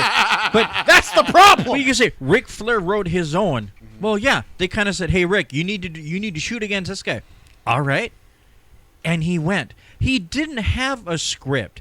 He might have thought about the alligator line thought about it on for the a little plane bit. ride, but the that's fact it. is that was delivered without anyone's knowledge on that show. You know it was. But I mean, seeing Ric Flair. the fact that Ric Flair never had a heart attack in his life was Oh my a God, goddamn I'm miracle. impressed with that. Holy But I shit. mean, Not until much Yes. later. when I actually got to see him, and he was not wrestling. He was on a heavy on wrestling show Yeah. down at Sports Garden, and me and my oldest son saw him. Yeah. When me and my oldest son looked at each other and said, "Holy shit, that's fucking Ric Flair," Yes. and he's right in front of me. Yes. He wasn't wrestling. He was up there talking, and we're going, "Oh my God, I can't believe I'm never. I might be intrigued and be impressed if I meet Kenny Omega face to face. Make sure that'll be cool. Yeah. But it will never be Ric Flair cool. And I never This is so met short. Ric I've Flair. read it in I the mean, amount of time that yeah. that you've talked. I have. He's grasping at straws. He is. And not to mention the fact, if you want to tell me the in-ring action is close, that was Okada. Yeah. I was gonna say let's That was Okada. let's be fair. As Ric Flair said, he did not have. He doesn't have a. He only has a certain set of moves in the ring, and the other wrestler knows that. Are you talking about the fact that Kenny Omega only has less than 5 moves of doing because he has Yes. a V trigger for half the match? Yes. And it's a bad freaking knee? Yes. His happy feet, whatever. I mean, Oh my come on. God. If Harley Race can see through all that shit. Did you finally listen to that? No, I didn't, but I trust you on that. I gotta send if that to you he guys. can say that about him and just Basically- seeing him for a little bit, If I may just kind of paraphrase, It's what true. it was that it was around, I think it was like 2005. Okay. yeah, something Or like it was like in that area. Okay. And it was a seminar run by Harley Race. Okay. And the One of person the greatest technical wrestlers. and the of all time. person who yes. sent the email to Jim was not named, but they were one of the head trainers at that seminar. Yeah. So obviously Harley Race trusted this person. Of course. What they did was they brought a bunch of guys in. And before the seminar started, they had to decide beginners, experts. Yeah. Kenny was there. Kenny Omega was asked to do a simple lock up, headlock, bounce off the ropes, leapfrog, springboard, lay Yeah, up and that yeah, type. yeah. A simple thing that any wrestling school worth its merit would probably teach you day one. Yeah. And Taking the bump and running the ropes. Kenny, basically, Kenny reportedly was like, over 20 guys ran this before him. Mm-hmm. Kenny Omega forgot where he was in the middle of the spot, and he and his partner ran into each other. Then when they announced who was going to go to what building, Mm-hmm. the experts were going to go have tryout matches, practice matches. The other guys were going to stay here and work on some stuff because obviously they're not what they are. Yeah. Kenny's name was put in the beginners class, and he went to the head trainers and he said there must be a mistake. So he thought he was better than he was in front of the Harley Race. The guy who told Triple H, who made Triple H Paulo Vest switch his style, because people don't realize Triple H was actually very athletic in WCW. Very when he first athletic. Oh, yes, Yes. he was. He, Yes. could, Yeah. he could fly when he wanted to. Terra Rising could have been probably He could have been a semi-cruiserweight of a wrestler. Oh yeah. he could have been a guy that walked into the cruiserweight division and could have just been the uber super athlete of that division. And for a little he bit. ran into the great Ric Flair and Harley Race in WCW, and he said, "You got a bit more power." And he said, I listened to these legends because one, they didn't have to come talk to me. Oh, God, no. And the fact that No. they came to talk to me, I would say to the young people, I'd be like, listen, they might tell me some harsh shit, but I'm gonna listen because they clearly know what the fuck they're talking about. He was able to last more than 20 plus years as a pro wrestler, listening to Harley Race and Ric Flair, becoming a technical wrestler, doing the technical things. Trying to keep away from the flying. Now, of course, Rick's old spot, of course, was he would try to do a top rope move, couldn't actually hit it, and took that bump. I think he's only done it once or twice. Yeah, he only hit it In like his- once or twice. but- yeah. in his lifetime. But yeah. But do people forget that Ilya Dragunov versus Walter came off the top rope once, Yeah. not 7 times. So when it happened, it meant something. Yeah, it looked incredible. But back to your point. Yeah. But so if Harley Race is telling you, listen, just go work on some stuff here, just go do it. You want to know shit. why? Because he's spending his time with you. Okay, just listen to the man. Hey, what and even if what you're only things with should the I work trainers, on? these are people that have been entrusted by Harley Race. What do I need to do to get better? That's all you need to ask. What do I need to do to get better? Listen to Kenny them. Do the has training. to do a lot. And this was over 15 years ago. So Yeah. Kenny Omega thought he was a self-trained, the best in the world right then and there. Ladies and gentlemen, there are very few people that are born with the ability to walk in day one and dominate. LeBron James comes to mind. I don't want to say Michael Jordan because Michael Jordan day To one quote spent Shannon 4 Sharp, yards. he's the best basketball player who will ever live. That's Shannon's guy. But okay, Bryce Harper walked into the majors. Oh yeah, he was going to be a stud. He just plays baseball. And the Nationals sat there and were like, yeah, we leave him in the minors. They're going to win a minor league championship, and we're going to be sitting on the sidelines in the regular season. So he needs to play as a rookie. Yes. Yeah. But no, it's just, especially in this business, And I hate to say it, has there ever been, when you look at the story and forget the personal stuff, forget how you felt about him in the ring, nobody can burst onto the scene like Shawn Michaels did and have a Terry Taylor be like, that's your first match? You know what? I hate to say this. I think I blame Sean Hickenbottom, or whatever the fuck his last name is. I think I blame Shawn Michaels because he was so fucking great. And I also blame Vince for this. Because because he was so great, Vince put up with a lot of shit. Just like any sports team, if the great player is still great and helping the team win, you'll put up with a lot of shit. That now a lot of these guys, a.k.a. apparently a Kenny Omega and the Young Bucks and some of these other guys, just think, well, I'm great. I should be able to do whatever. Michael Irvin was snorting 6 lines of coke on a Saturday, but as long as he showed up on Sunday and caught 8 passes over the moon, Michael Irvin didn't care. As Jimmy Johnson once said, as long as you show up and catch 7 balls for 100 plus. Toleration is based on availability and production. And I think that seems to be lost, especially in pro wrestling. Like a promotion will put up with a ton of stuff. An absolute ton of stuff. Yep. But you better be willing to put the work in and be incredibly productive. Also, that's why Randy Orton's lasted so long. Also, because he's always been one of the best. Also, if you read Sean's book as opposed to any documentary, he was thinking about going to WCW because he felt better. He felt like he could do some things, and he wanted to go be with his buddies. Yeah. So Vince sat there and realized, okay, he's that good. I can't just do that. Yeah. I can't. That guy cannot walk out the door. Keeping Shawn Michaels, don't get it twisted, was a business decision, never personal. Yeah. That was always a business decision. Yeah, I think, but back to you, Leroy. So okay. So my question to you is there anybody in your opinion that in his era, Rick's prime, was anybody close then? Promo-wise, well, no. Maybe I was going to ask. I mean, what were your thoughts? I mean, on Dusty Rhodes. I was going to say Dusty is the only babyface that is equivalent to the heel. Heel-wise, there was a lot of good ones. But the problem was, and again, this is speaking wrestling fact. The problem is that Dusty and as you mentioned earlier, Jesse, Ricky, it was the same thing. They were never destined to be the guy. That wasn't their thing.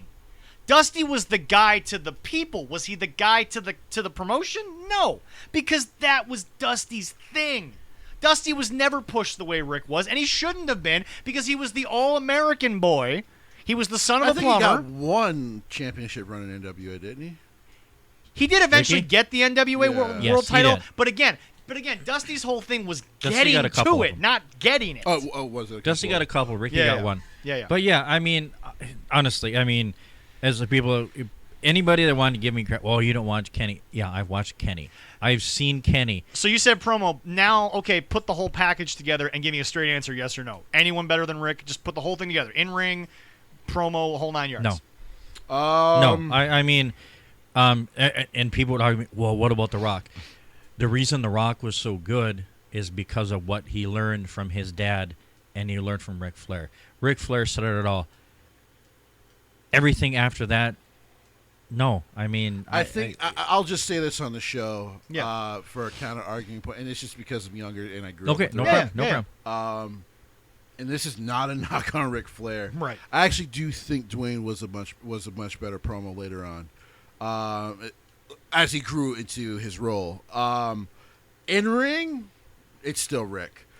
It's still Rick because here's the deal. Ric Flair sold tickets because guess what? Where Seth Rollins, as I said, had a Ric Flair-style world title run, his first championship, which is you lose when everyone's watching but there's no money on the line, but when the money's on the line, you win. You win. Yeah. And you win at all costs.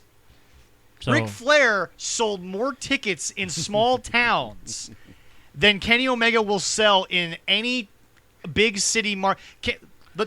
I will say you this. could fill the Tokyo Dome 7 times over with the small towns Ric Flair Eddie could have gotten, God rest his soul, to me, Eddie Guerrero was probably the only person that could have gotten close to being better.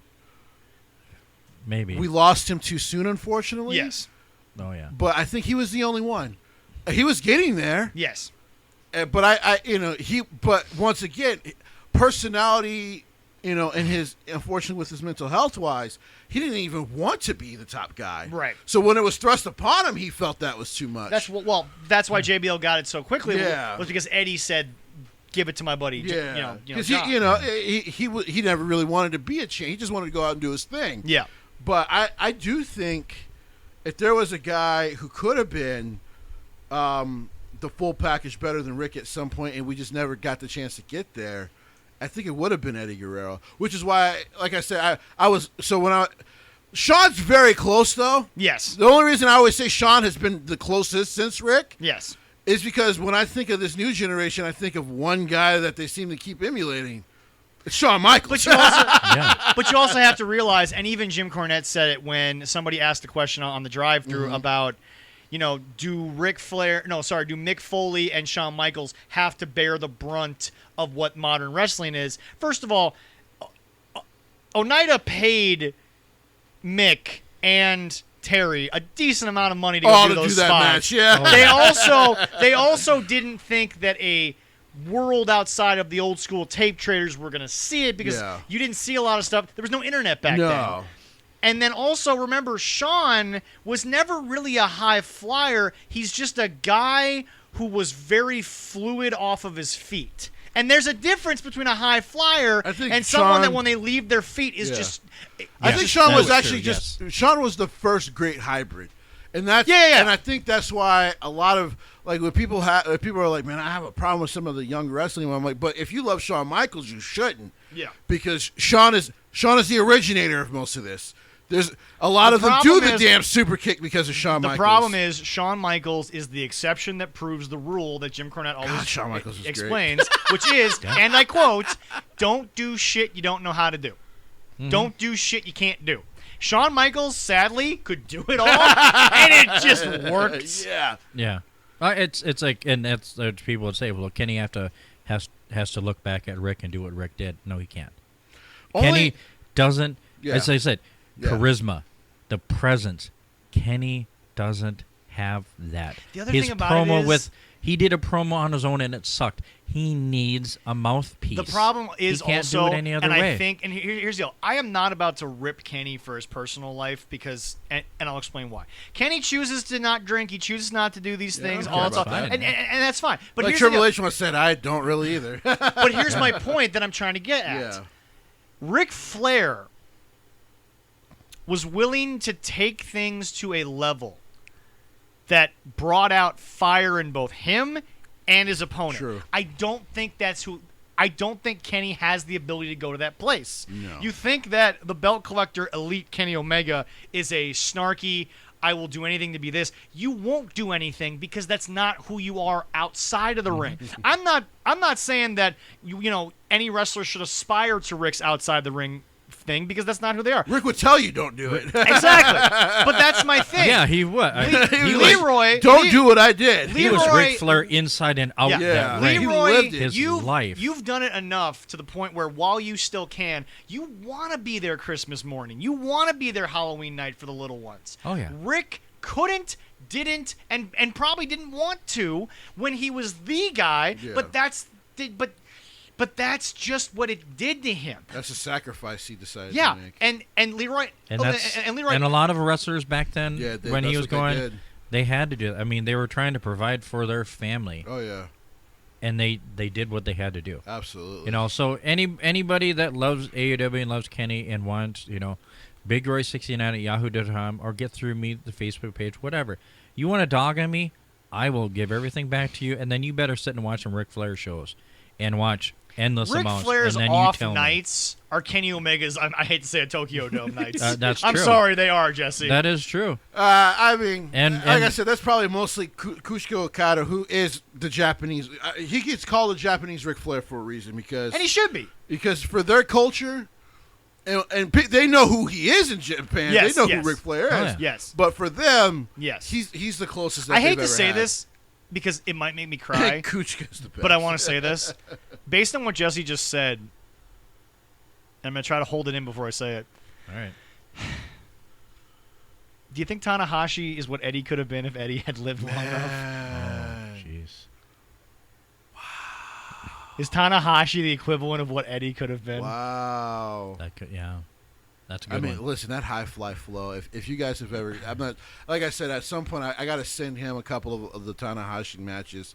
Like, Send him any Tanahashi match. sit down with your yeah. kids. It doesn't You guys will be like, wow, Yeah. absolutely. What? Did you find Dynamite Kid versus Tiger Mask, by the way? What? Yes, You did. Yes. All right. Oh my goodness. Our, but first, yeah, our first ever watch along may have to be Okay, that. yeah. It may have to be But that. man, Yeah, we gotta do that. Oh God. That's the other thing I want to point out. That's what Tana, yeah, that's the because other- Tanahashi's so damn good. Not to get off the whole Eddie Tana. We'll do that a different Yeah. day. But here's another thing you have to understand. The other problem is, again, the line. Don't do shit you don't know how to do. Kenny, regardless of what he wants to do, he's not big enough to be Warrior, and he's not talented enough to be Dynamite Kid. Yep. Yeah. Kenny Omega is a bad hybrid of the worst of Warrior and the least popular Knights of Dynamite Kid. No offense to Dynamite, but the end of Dynamite's life when he wasn't really able to go after all the injuries. Yeah. That version of Dynamite is Kenny right now. And again, Kenny Omega's better than me. That's not disputable. But folks, if we're grading on a curve, your curve is Flair. Your curve is Okada. Your curve is not Jesse, me, and Leroy sitting in this kitchen. So here's the deal. You are not Dynamite Kid. You will never be Dynamite Kid. The Bucks will never be the Bulldogs. The Bulldog, one of the Bulldogs could wrestle a tag match with the Invisible Man better than the... I'm going to just state this as a fact. Unless he brings up the Young Bucks, I will never... If we ever do a show again, unless they're a topic, I don't want to talk about the Young Bucks. That's all right. I don't You even don't watch have to. Being the Elite anymore. Because what I am realizing... And like I said, I cannot believe I'm realizing this now. Brandon White Meat Cutler can't even do a camera angle right. He's shit. But he's just shit. Cornette's been absolutely right about them for years. He apparently he was right to not want to put them as tag team champions in TNA. I can't believe I'm completely agreeing with Cornette. Did you know that when they signed them for I think it was for when they signed them in Ring of Honor, they said, well, boys, we don't really want to talk to you right now because you still have dates with TNA. They took that as they literally apparently quit TNA and then went straight to Ring of Honor and said, well, we're here. And he's like, what? We had no plans for you because we couldn't talk to you. Yeah. We have nothing for you. I give them credit. They got over. They've made their money. But now I'm forced to talk about you because you're out there. You're trying to be something that you clearly ain't. By the way, you're not the only person having buyer's remorse in the last 2 years. Like I said, TV will expose a lot. Yes. What's nice yes, about what's nice a lot about at times about the independent shows, even if they're taped, is that it's very based crowd wrestler. Yes. So you can really get into it. The problem is when you're on national syndicated TV, and this is why I always said, like, yeah, ECW ended up not being able to stay on TV, but for Paul and Vince to be able to work together, I think Vince should always understand that's a blessing in disguise. Vince recognizes talent, whether or not people think that's a stupid thing to say right now. He knows when you know what you're doing. Yeah. The problem is, can you do it in front of a national audience? Because that's the problem. Because you TV will expose a lot, especially in their case, live TV. And I hate to say it, AJ already came in with the whole Impact bullshit behind him, so he was on a short leash to begin with. AJ Styles is only still in WWE because A, he told Vince whatever you need, and B, that first night he hit every spot he was supposed to. Well, also, I mean, yeah. I will say this: the New Japan. Listen, and there's a lot of issues between. He learned more about the WWE style in New Japan than he ever did in Oh Impact. yeah, well, he figured because it out. one of the big things apparently Triple H once said to him as he was talking about bringing in AJ was like, "Listen, just give this guy a chance." And he showed Vince some of the matches in New Japan. He's like, "Just give him a chance. Let him work for you." Oh, I'm sure Gato probably looked at this guy and was like, I don't know, maybe. I'm sure Gato, when he first got there, was like, and then because there was still some working stuff with Scott D'Amore and TNA. Yeah. New Japan. And Scott was probably like, "Listen, give AJ a shot. But that's Give him a chance. But that's always just tell been him what AJ, to do. no matter who- he will run with that shit." No matter what he ever did in life, though, he he already knows he has to be the prove it guy. Yeah. He has to be. Yeah. And he does it in quick order. So to get off of that idiot, let's go to the other shit inside of AEW. Apparently, Cody, I don't want to, please, you announce it again. Cody, I don't want to be called Rhodes. Okay, before we get to that, what was the good of Dynamite that you enjoy? Before Okay, we yeah, get, I can easily. So I thought Leroy, it's time for the good of AEW. So- I feel Well, like we need we had- SpongeBob putting the Yeah, rainbow right. over something We had the instead shit bread, and now we're gonna have the good stuff, and then we're gonna throw some more shit on it. No. It's a pulled. It's a That's pulled usually pork. what happens. It's a pulled pork dish in which the bread will be soggy when you get to the bottom, but right now the pork is just fantastic. Anyway, Jesse. Getting me hungry. So the stuff with, by the way, it's going to be a damn shame if Darby decides to walk away before 30. Someone should sit the kid down and be like, listen, stop doing all the crazy moves. You get pro wrestling. Keep doing pro wrestling. You're going to make a lot of money in pro wrestling, kid. He's excellent. That's the other Yeah. problem that I just want to look Darby in the eye and be like, dude, you're not making the kind of money you could make. Yeah. You're Leave just the getting big- paid. You're just getting paid better than you were. Leave the bigger stuff for, your big matches. Yeah. But yet, dude, you get pro wrestling, write your own stuff, because you get it. The stuff with him and, Ego, Ethan Page and stuff, excellent stuff. I did see the highlights of him when the Sting pulled him out in the coffin. I'm like, Yep.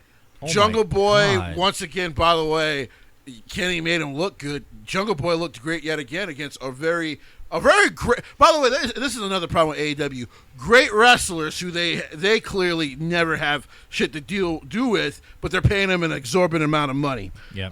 But Jack Evans is an incredible wrestler, so that match was excellent. Yep. Also, I actually, even though he's the king of botches on the internet, I've actually liked Jack's by his own admission. very true. He's very famous for Botchamania yeah. for his elder stuff. When Jack chooses to not try to overdo it and just do stuff, he's very good. Because when he was in Lucha Underground, he was actually very flawless for a lot of stuff. See, the problem Oh, yeah. the problem for Jack Evans is that his tag team partner is actually better, but I don't think his tag team partner Angelico wants to be more than a mid-card wrestler, which is fine if that's all you want to be. There's a lot of money in that. Oh yeah. Oh yeah. But Angelico is incredibly capable, charismatic. One of the, Oh, yeah. literally one of the best technical wrestlers.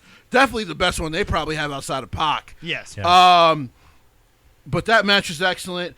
Miro's stuff was better this week, and maybe it flowed to me better with Brian. He seems to have. First of all, where's this tea spilling that we've been waiting for? What she said Before we get there. was that the show gets rewritten 6 times before it starts. We all knew this. Who doesn't watch Raw and can't tell? Your show's Yeah, no kidding. Your husband's show is built through text message. We actually do more for our fucking show build up than your God. fucking husband's show does. So don't tell true. us that that's the tea to be spilled. I couldn't That's believe bullshit. I couldn't believe that's what she had to say.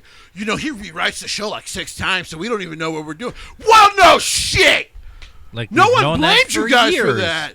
That's why Raw's been horrible at times, because it was clearly That overwritten. was all she had to say. That was it. She That was the built, worst of it. She built yeah. this. I thought it was going to be some Vince pulled up a skirt or something thing. Vince was like, "Show me them boobs, or you're fired." Something. No. For a second there, I thought Vince's on-air character was going to imitate real life. No. And I'm like, the show gets rewritten 6 times. So it's kind of like, yes. It was like the ending of Kenny versus Mox. It's a fart. Which, by the way, Onita's promotion's already putting on better explosions. He had to be I so did see- damn ashamed. That's why he made his own promotion. He had to see just that to make match. up for this. Yeah, he had to see that match and be like, "I am ashamed. I allowed you guys Was to put me in on that this." video they had on? Yeah. Holy Christ. Yeah. I was like, damn. His actual promotion is By the doing way, better. for a man in his 60s, it looks fucking good too. I just saw that and I'm like, did somebody die?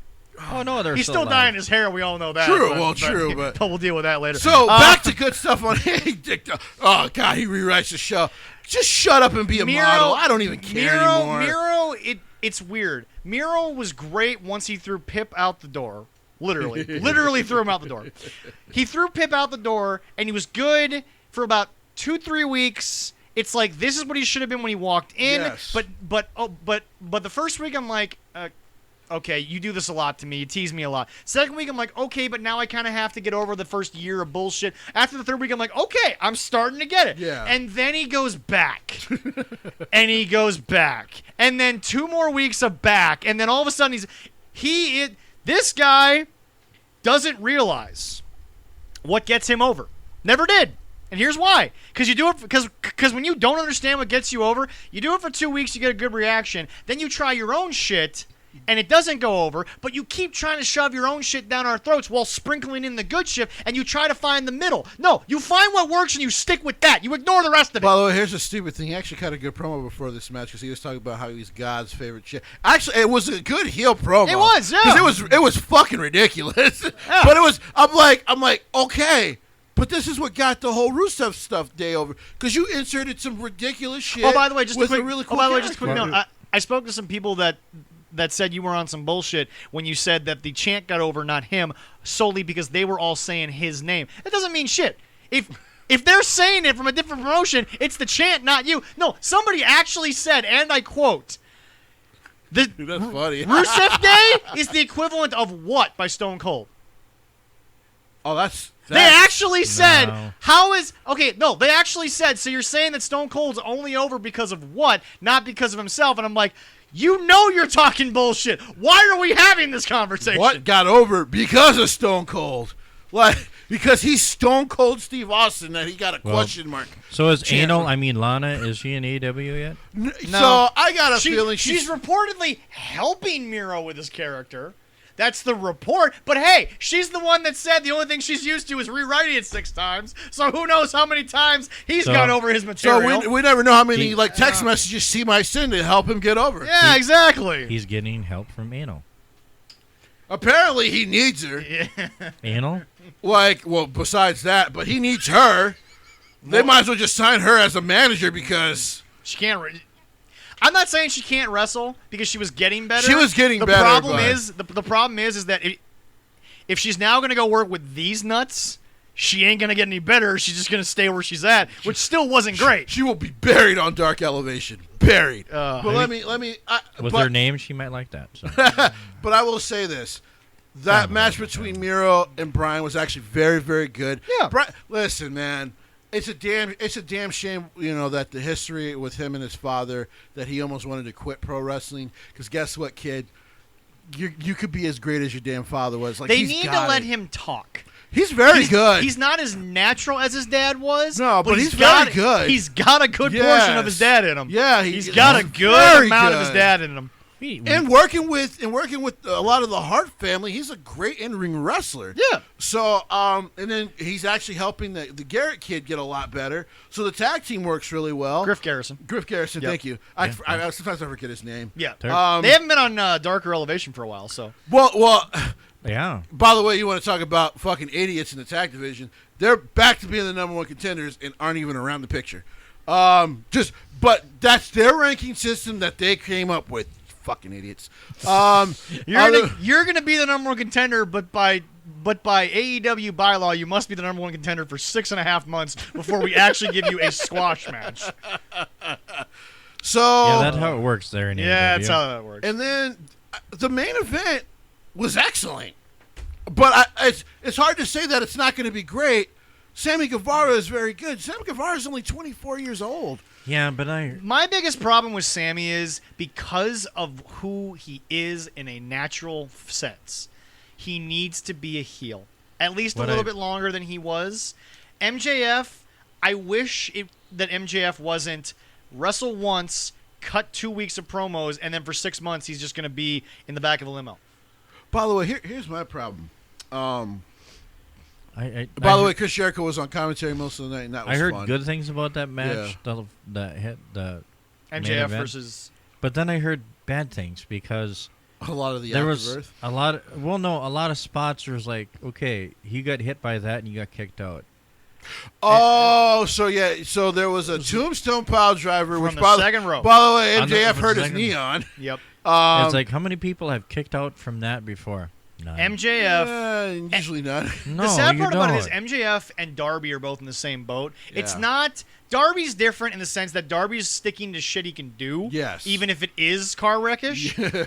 MJF needs to get away from stuff he shouldn't be doing. He should stick to the Ric Flair idea. But also, kid, if they ain't paying you right now, you need to leave this company because somebody will pay you. I mean, but they're he's- going to ask you to do something else. Whether in character or not, he already said on an interview, he's like, well, if they came and reached out to me with a hell of a contract, why wouldn't I go there? As far as I'm By concerned, the way, he's the only one that's semi-honest about the shit. As far as I'm concerned, Jesse exposed the Bucks on this show. I think it was 2 weeks ago when he said, "You were offered 6 figures. Even your boy Kenny gave it a look." Yes, he did. If MJF gets offered 6 figures, he might turn around and in real life be like, "Okay, I know it's a clown show, but at least I was getting paid. But now I'm about to get paid more to go be serious. Why Yeah. the hell not?" Yeah.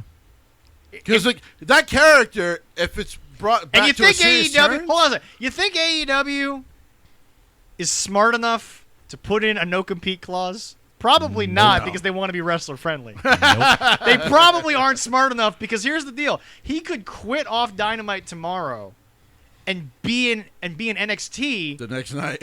Literally 5 days later, he Yeah. could have gone to the Performance Center, been told what to do, go out, cut the best heel promo of the year, and what's Tony going to be able to do about it? Nothing. You let this kid walk. Yep. Yep. And Okay. what bothers me is when you see a talent like that, so young, and he's currently Also 24 years old. yes, he is a bright star who is currently in the middle of a supernova happening. Yeah. And not in the good way. It is a black hole of bullshit leading to an abyss. Hey, it's on our show. Leading to an abyss that he will eventually be in when this pinnacle thing dies. Go for it, Leroy. Yeah, because this might happen to him. I will say this. I thought the main event was a banger. I actually didn't mind the interference because here it actually made sense. Because it's heel versus baby. yes. Yeah. So it made sense that all of a sudden. By the way, how long was Adam fucking hiding behind the thing to beat up Chris Jericho? I'm like, how do you hide a 6'4", 275-pound man? That's almost impossible. You clearly knew he had to be standing behind Chris Jericho the whole time. A big wall. Like, seriously, it's like Brock Lesnar coming out of nowhere like, bro, you can't hide this big mug. Like, you cannot hide this big mug. Behind a big wall. Well, That's basically, they had about the it. black curtain. Oh, and then, of course, what they wanted to kill JR for. By the way, JR, if I were you, just stop doing these shows. It's not even worth your fucking time. So JR accidentally said... I listened to that. Yeah, so he accidentally said, like, you know, it's one of the best shows to see live. Thank you for joining us on WWE Dynamite. It was clearly a slip-up. Like, he, by the way, for the most part, he clearly doesn't give a shit about the promotion Oh, either. hell no. They won't even listen to the guy. I heard that and I chuckled. So did I. Then he had comment. But yeah, hold on, I Because mean- AEW fans, some of them were like, "Oh, they should fire him." I'm like, JR, you're gonna fire JR. But you're going to keep Joey Janela. yeah, But Yeah. you're going to keep Sonny Kiss, and nothing against Sonny Kiss's personal life. he's but doing nothing. that's exactly my point. Nothing. But didn't So- Jared come out and said, "Hey, I Well, Jericho came out and I defended said, him. hey, like, I'm listen, sorry, yeah, I made a slip." Yeah, It and happens. Jericho or JR did apologize, and Jericho automatically came out and defended him, which he should. Well, yeah. because he's like, "Well, guys, listen, He's he JR. slipped up. It's live. It happens." But like, it's listen. I still don't know why he even signed up to do this company. It's clearly Money. the money. It's clearly the If money. I could play the song, I would, but I can't. Because to me, I thought he should just stick. That's what I would be doing. You know, yeah. she was beautiful. God rest her soul. He's been doing a lot of the wrestling stuff since his wife passed away. Because originally Yeah. he was retired. Yep. I would just listen. I just go to Gato. I bet you they would pay him to be on that English commentary team over there. Hey, listen, if that's what they're offering you, we'll offer you the same. Because we can pay you enough over here. Him in and Josh Japan. Barnett were great. Yeah. together. Yeah. Him and Josh were great. Think of him together now with the British guy. This and then- is now officially the largest roster of absolutely nobodies in all of Somebody wrestling. tried to brag about that, by the way, didn't they? They're bragging about Yeah. Someone in PWL literally, or somebody, one of the groups we're in, Yep. try to brag about they are the largest roster in wrestling. Oh my God, why couldn't WWE keep their guy? You're going to have to start firing people, and it's not going to be fun. That's like bragging about having the largest penis in the world. If you get it that big, you're going to pass out because your blood's going to be gone. It doesn't work. It doesn't matter. There's so much. I don't think they understand what's coming down the pike for them. They're in the red. They're in the red, and they're severely. And then what they're Over a hoping, video game. and what they're hoping, and then in this roster too. And now what they're hoping is that the going back on the road is going to help them. It's not, but they're hoping that. Well, they're going to make a few bucks. They're going to have to start firing wrestlers. Yeah, they have to. I mean, and now I think this is the perfect transition. Cody. AEW. Cody, you can finally call me Hey. Rollins, but why would you want to? There you go. Hey Cody, that baby. You I gotta, got my baby. It's hard to pay for that baby if that company goes under because y'all have this bloated ass roster. Now you're gonna have to start doing what Vince McMahon did. Now you understand what your father understood about what Vince McMahon did. Because I want to point something out. I am not about to speak ill of this man's father because I'm not. Here's the deal. Do you think if he was still alive, Dusty would look at Cody and say 90% of this shit was right? No. Just be straight. I know it's I your don't think daddy, so. Cody, but he'd look you in the eye and say, "What in the hell are you doing?" You bet. Yeah, it's like, what are you doing, my son? It's you dumbass. I'm gonna slap you. Oh my he would. I think. I seriously think he would go to Dustin, and tell him, listen, we got to bring Cody in, and they would go, listen, here's the hard thing. You guys are about to learn what Vince already knew and what I knew, even though I didn't have to make the cuts. But when Eric The sad Bischoff part about had it to is make there's cuts, a con in each company, yeah. and one of them's actually making the correct financial decisions, and it's not the actual con family. Because here's the thing, WWE. We told him to blow his money. Well, they're not employees. What they have been doing recently is taking care of some of their medical stuff. So they actually have gotten better about that. Oh, that's good. Yeah. They just they don't want to pay them as whatever. Like I said, Yeah. I'm not even willing to have that argument anymore. At some point, Stephanie will take over the company. I'm sure she'll just be like, "Fuck it, you're all employees," because it actually is cheaper to do it that way. But Vince has his ways. That's fine.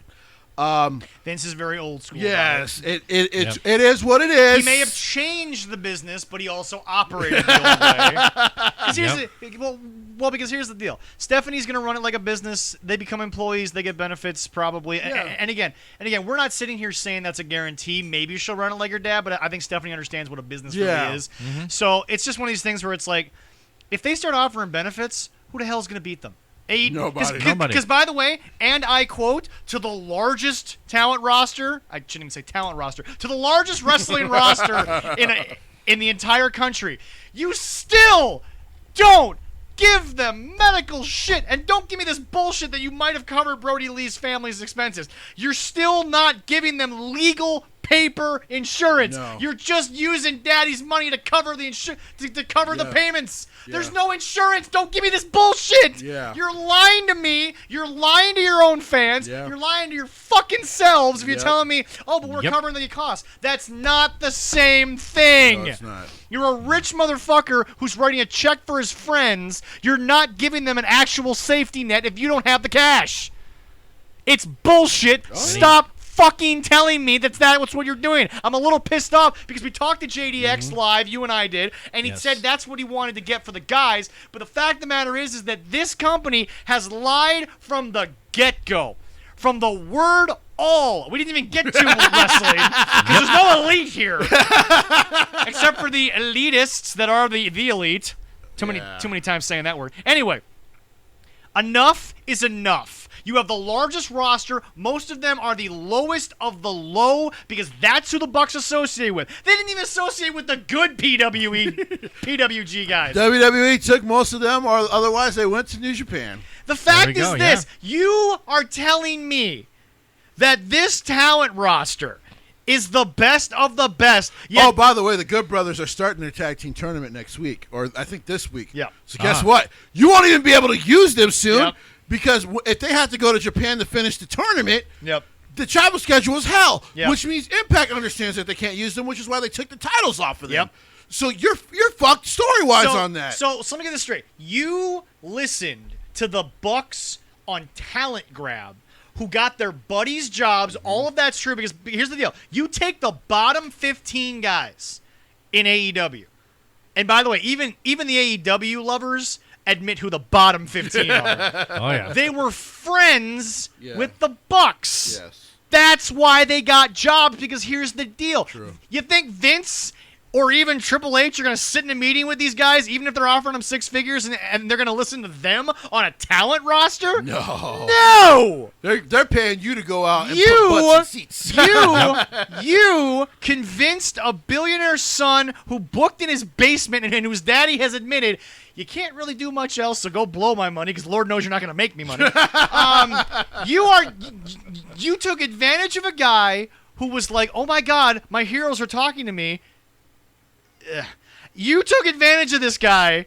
You're getting your friends more money than they've ever had in their lives to do the same bullshit they were getting paid $500 a night for. Hey, quick question, Tony Khan. Do you like modern day metal music because you keep giving it to all your freaking entrance themes? I got about 17 bands who are 6 records deep who deserve a hell of a lot more than they're getting paid to go to a show in the middle of Duluth, Minnesota for $500 just to drive home to Tennessee. I got about 6 bands in that one state who deserve a hell of a lot money than this bottom 15 of your roster. Before we get to your Cody versus AEW, because I will segue into it, as you know, because this is the same basic idea. Yeah. Folks, this is bullshit.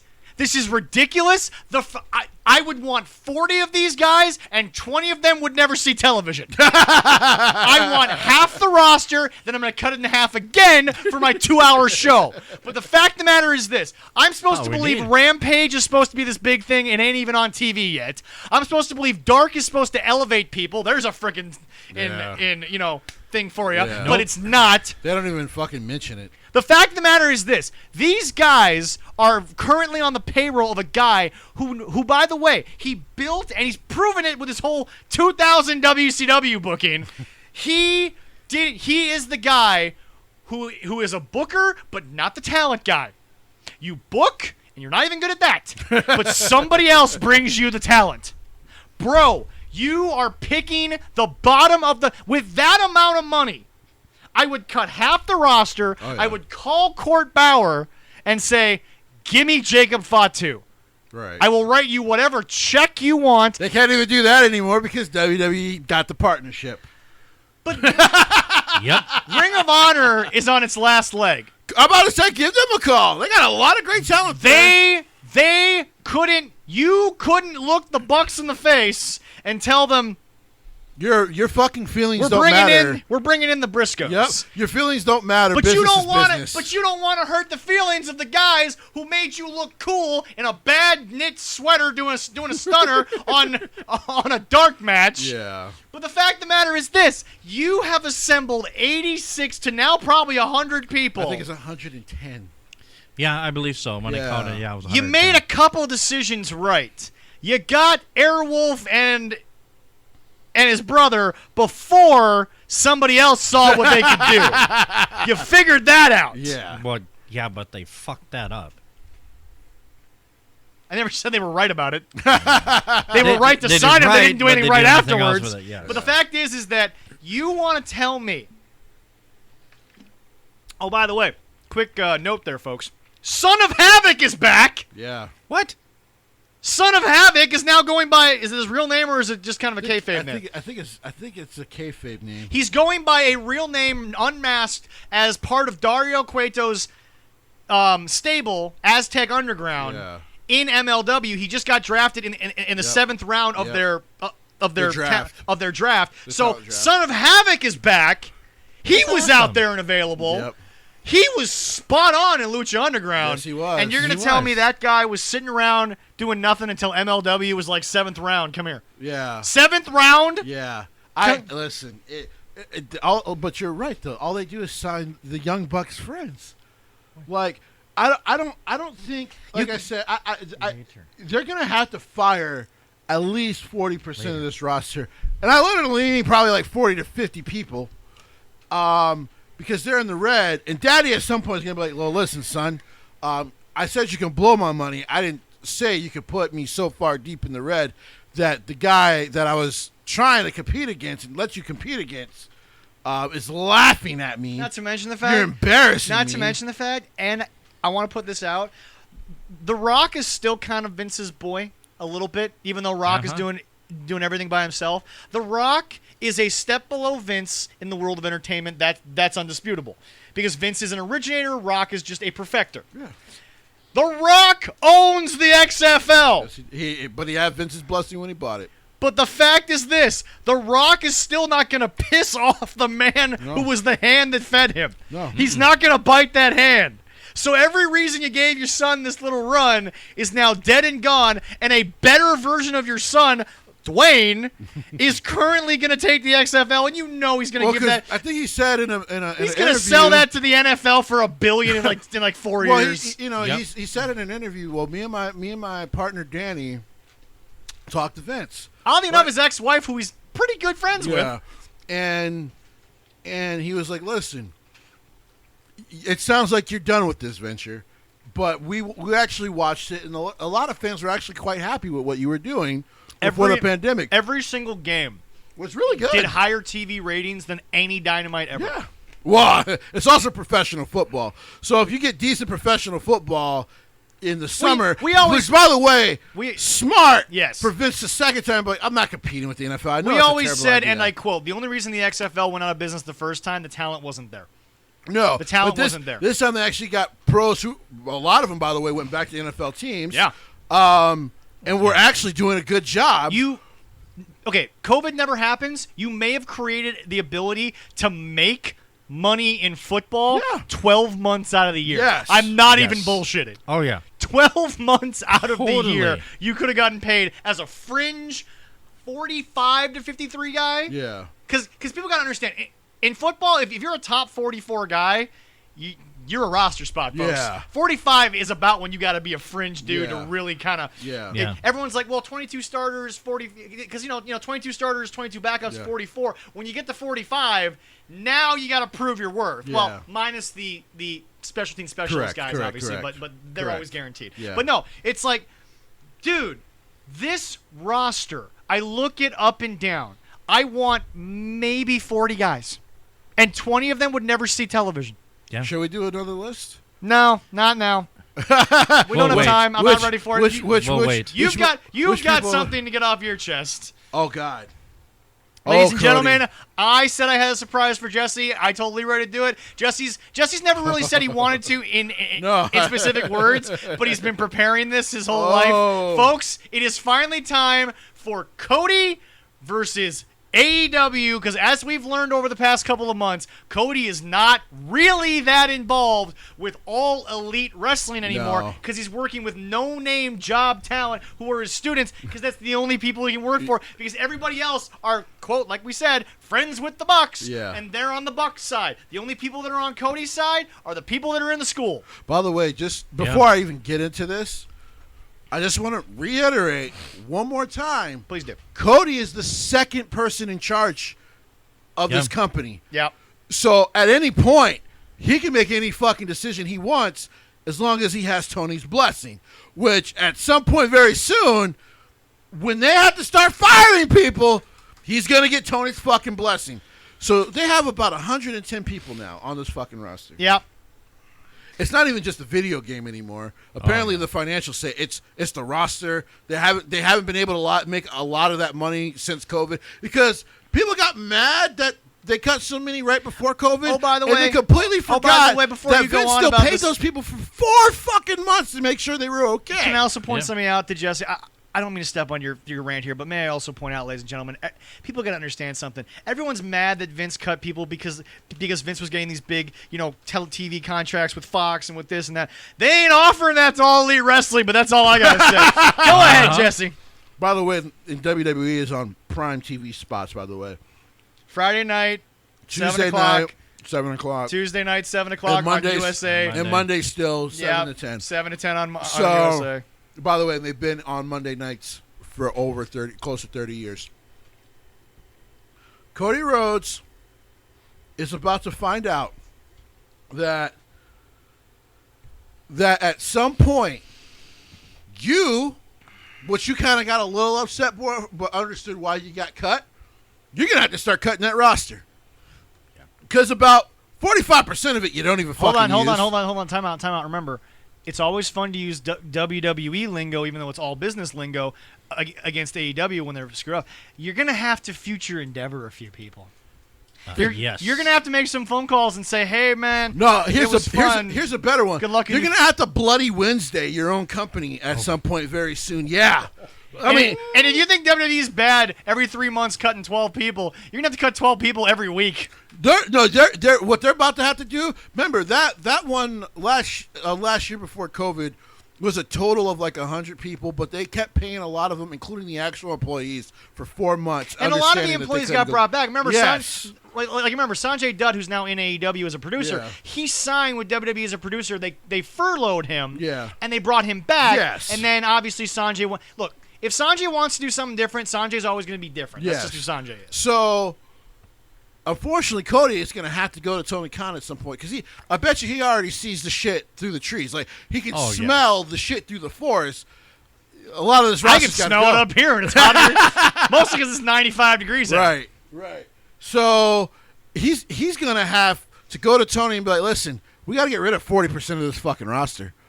Like, we're in the red 93, I apologize. For a video game and this roster. And the video game still hasn't come out, by the way. So at some point, that game has to come out because you need to make a profit on that fucking game. By the way, this is why I would have never listened to Kenny Omega. Okay? WWE did it right. Get a contract first and then do the games. That way the costs pay for themselves. You don't even have to worry about it. But no. They have to be different. They just have to be different and not understand that there's a business model that works. Use it. The NFL uses it. The NHL uses it. You have baseball. You now uses have a it. baby. Yeah. If this company goes under, you're gonna have to go beg for your fucking job back to Vince because I don't know how the fuck you're gonna pay for that child because. No, hold on. He'll be, fine because he'll be making politic money being a governor and or senator for the great state of Georgia. Yeah, that's not a lot of money. Because remember, he's got the best platform to ever run on. I had the first interracial baby in the history of our great state of Georgia. With your horrible promo. That was a horrible I don't even promo. care if you never said it. Y'all know he was basically implying it, so we're using it. It was weird, man. I don't know where it was going. It's still not weirder than what he said. I know. But unfortunately, Go on. Yeah. you're about to ruin a friendship. You want to know why? Because you're going to have to go to your 3 friends who you barely talk to now and be like, listen. Were they okay? But let's analyze that for a second before you continue. Were they ever really friends, or were they brought together because of a mutual dislike of everything else? I hate to say it, but Kevin Durant went to the Warriors because there was a mutual hatred of the fact that Klay Thompson and Steph Curry, as great as they are as individuals, even together, they couldn't get past LeBron James. True. At the end of the day, Kevin Durant knew that with Russell Westbrook, I ain't getting past half the East, or half the West, let alone LeBron James in the finals. At the end of the day, LeBron James is the quote-unquote Vince McMahon of this. Y'all are teaming up for your mutual dislike of him, and at the end of the day, what's it really gotten AEW? To be honest, it's not for Cody. It's weird because it's not Vince. To be fair, I hate to say this. It's Triple H for some weird-ass reason. By the way, to be more fair, you and I will have this discussion a little later, and yes, folks, that is going to happen at some point. At some point soon, I'm working on it. Here's the deal. What did it really get Kevin Durant? Yeah, he got a couple of rings. Is there anyone less fulfilled in their life than Kevin Durant? No, absolutely not. I don't think so. The guy's like miserable. He's arguing with a kid in Boise, Idaho, who's on Twitter. Because he's got like 20 fake accounts on Twitter to argue. So anyway, to pull back to wrestling, you all teamed up together for your mutual dislike of Triple H, who love or hate Triple H's runs, his burials, whatever. He got the wrestling business because he got over, his guys got over, and by the way, I hate to say this, name one guy in Evolution who probably wasn't going to get over at some point anyway. Triple H just expedited the process because you took 2 guys who are Hall of Fame caliber motherfuckers. But here's the deal. One was a Batista's going in third-generation next year, star. I think. Yeah, I think so. Yeah, it's probably next year. One was a third-generation star. The other one was a guy who maybe not so much now because he's a movie star, but at the time was willing to listen, Yes. was willing to learn, Yes. was willing to do the work. Yes. So, folks, guess what? You're mad at a guy who, love him or hate him, he knows how to get people over. Shelton Benjamin, I hate to say it, love Shelton. Yeah. He wouldn't be as big as he is now. Triple H doesn't put him over that absolutely, much. Yeah, absolutely. And like I said, the one of the most egregious things that Cody's going to have to address about his own company, especially once they hit the road, It is the fact that his wife is going to come back on television at some well, point. I hope not, but it's the fact Please, Lord, do not let that happen. is the fact that when you get in front of crowds and only 6 guys are getting reactions, you fucked up. Mm-hmm. You fucked up as a company. When only 6 people, and unfortunately a couple of them are your all-elite buddies. What I hate about this is Leroy, you didn't see it, but we're going to talk about something to your point that happened in AEW that surprisingly was actually shit. And I say surprisingly with the biggest air quotes I can ever do. Vicky Guerrero, Nyla Rose versus Reba not Rebel. She ended up getting injured in the fucking match. And I Britt heard that, Baker. yeah, she First of got all, injured. Reba gets injured in the most Kevin Nash way I've ever seen in my life. She Uh-huh. took 2 steps in the ring, popped her friggin'. That was incredible. She took 2 steps. Nobody went near her. She took 2 steps in the ring, pops her kneecap out. All the best to her, by the way. Number 1. I hope she gets healthy. But here's the deal. Yeah. But here's the deal. That match, I really wish you had a snoring thing on that thing because that crowd. First of all, you broke kayfabe with Tony Schiavone and Britt Baker when she finally won the championship. She's supposed to be a heel. You freaking sit here and give me video packages and all this love about Britt Baker. Yeah. She has a tag team match as the women's champion. I swear to God, you go to the top of that arena, there were 5 people either on their phones or sleeping. They did not give a shit about this match. No, they didn't. They slept through it. Maybe this one. I don't know. Let's see. Gucci Prada. No, that was not it. No. But I will say this about But that's the problem. No one's over. no one's over. Go ahead. Or this one, maybe. You got crickets?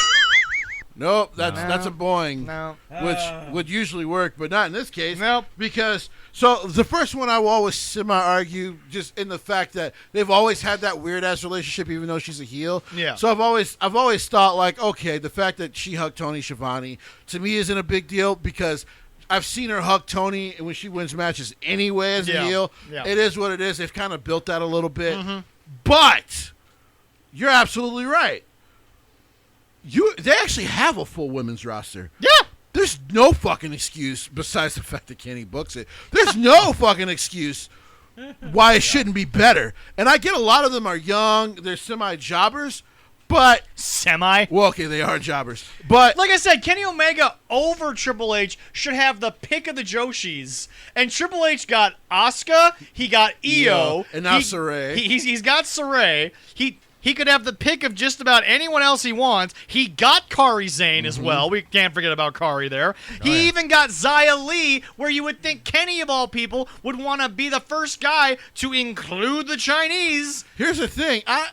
It's amazing. What a kick, by the way, from Xia Li. Yeah. I hope Mercedes is okay, but damn did that look She bad. accidentally, legitimately Woo, knocked wait. her the hell out. But To be fair, though, being who Mercedes Martinez is, she's probably not angry at all. no, she probably was like, damn, that was a good kick. No, after she woke up. Oh, that was a good hit. Right? All right. But I, yeah. I, I Here's- believe I heard here's that the she was thing. okay. Oh, yeah. Here's the Xia Li proves the fact that at some point maybe he could have did the same thing with Taya Conti that they've actually done. That's their one few success story. Shout out to Jungle Boy. You're a good man. Yeah, what a hell of a picture. Woo! What a hell of a picture. No, Because when I think about the women he's who not Jungle Boy anymore. He's Jungle Man. the semi-established, We don't know that for a fact. The semi, We're not those kind of He's reporters. Jungle Man now. We're not those kind of reporters. But the semi women that kind of semi got themselves over did it by themselves. Think about it. Yeah. Think about it. Britt Baker, who was kind of already a semi-made woman before she signed on. Yeah. I I hate to say it, Britt Baker got over more from the NXT mention than she got over probably, in AEW. but That's a sad statement. well, by the way, because they buried her when she first started. Like, she should have been your biggest babyface, probably your first champion. We have told that story to death. Okay? To death. Nyla Rose has finally come into her own and is a legitimate beast within inside of your division, and she's just now getting another shot at the Women's Championship? Just now. Abaddon got herself over, worked her ass off and has become a better wrestler, found her niche, so people want to see her. You barely have her on, though. But now back to Cody. Well, here's what I'm getting at. How much longer is Cody going to... My biggest thing is I think, like I said, My biggest thing is that when is Cody going to finally have a tell-all? I gave it till September. I'll give it till the middle of September because All Out is right in the beginning. Yeah. So it's coming because he is. They don't share equal power. They're all EVPs, but when you go look at the power balance in AEW, it's Tony Khan and then it's Cody. Then it's his wife, who apparently is sick of them. By the way, funny story. They did a story about AEW in Forbes magazine. Yeah. Dead center. I'm not even fucking joking. Dead center of this photo shoot was Brandy Rhodes. I don't know why, but Brandy Rhodes was in the picture for Forbes magazine about the Khan family and AEW. Well, she looks good. Just leave, picture-wise. Other than that, we don't need to see her anymore. But just anyway. I know it's fucked up. But no, Jesse. And here's the thing about being the chief brandy officer. If he's gonna be a politician someday, when is the tell-all? See. By the way, it took them a year to finally get their own website to sell their own shirts. They were still using pro wrestling tees for a year and a half. Yep. They just finally started their own AEW shop. Wow. Oh my God, what a concept. Start your own shop. And Pro Wrestling Tees is actually still selling AEW shit. What? Hey, no, wait a minute. If we get our own T-shirts, we'll sell them ourselves. Yeah. We're probably get an account. We're with Pro better Wrestling at them than them. I literally cannot. Listen, he's going to have to come to a point in September. I have to buy some of those. It's okay. He's going to have to come to a point after All Out. Because All Out's I'm going to Sam's. All Out's their biggest pay-per-view. Yeah. Yeah. After that, I think he's going to have to come to a meeting with them, an actual meeting, a face-to-face one, where he goes, guys, we have to change a lot of this. Not a Zoom call? Not a Zoom call, but he's going to be like, what's the future when I fucking leave? Like, you know what's so sad? What happens when I leave? You know what the saddest part about all of this is? Before he leaves, I am actually more excited about the next 10 years of AEW, not for the actual content, but for in the next 10 years when the guys who don't have 10 years left or the guys who had 30 years left but decided to kill themselves in AEW, when they all finally walk away and they start selling their stories. This is the wrestling business. Everything's for sale. Yeah. Sorry. You want to sit there and say Tony was my best friend? When those checks stop coming in and somebody's willing to pay you 4 figures for a 2-hour interview, you'll do it. Because guess what? You ain't getting paid by Tony anymore. Somebody got to pay you. Like I said, Dark Side of the Ring makes it seem like the only thing that ever happened in wrestling happened under Vince's watch, except for obviously Grizzly Smith. Yeah. But it's like, folks, Dark Side of the Ring could do a funny episode about AEW in 10 years. Because here's the deal. They're all going to have a lot to say, and I doubt they're all going to have glowing things to say about Tony when they're no longer on the payroll. I freaking doubt it. I'm telling you, in September, it's coming. Listen, I was only off by a month with Selena Vega. You were. I've only been off about a couple of things by a couple of months, but I'm telling you, oddly enough, I've been right, but my shit's been moved up. Yeah. every time you're right, it happens after you said it would. Every time I say something, it gets moved up 4 years. But I'm telling you, man, I don't understand. September, that bloody weird luck. It won't even for them. It won't be Bloody Wednesday because they'll get moved again for the NBA. If they're not on TBS full time at that point, even though it's supposed to happen in 2022, January. it'll be It November. might happen before. It might be November.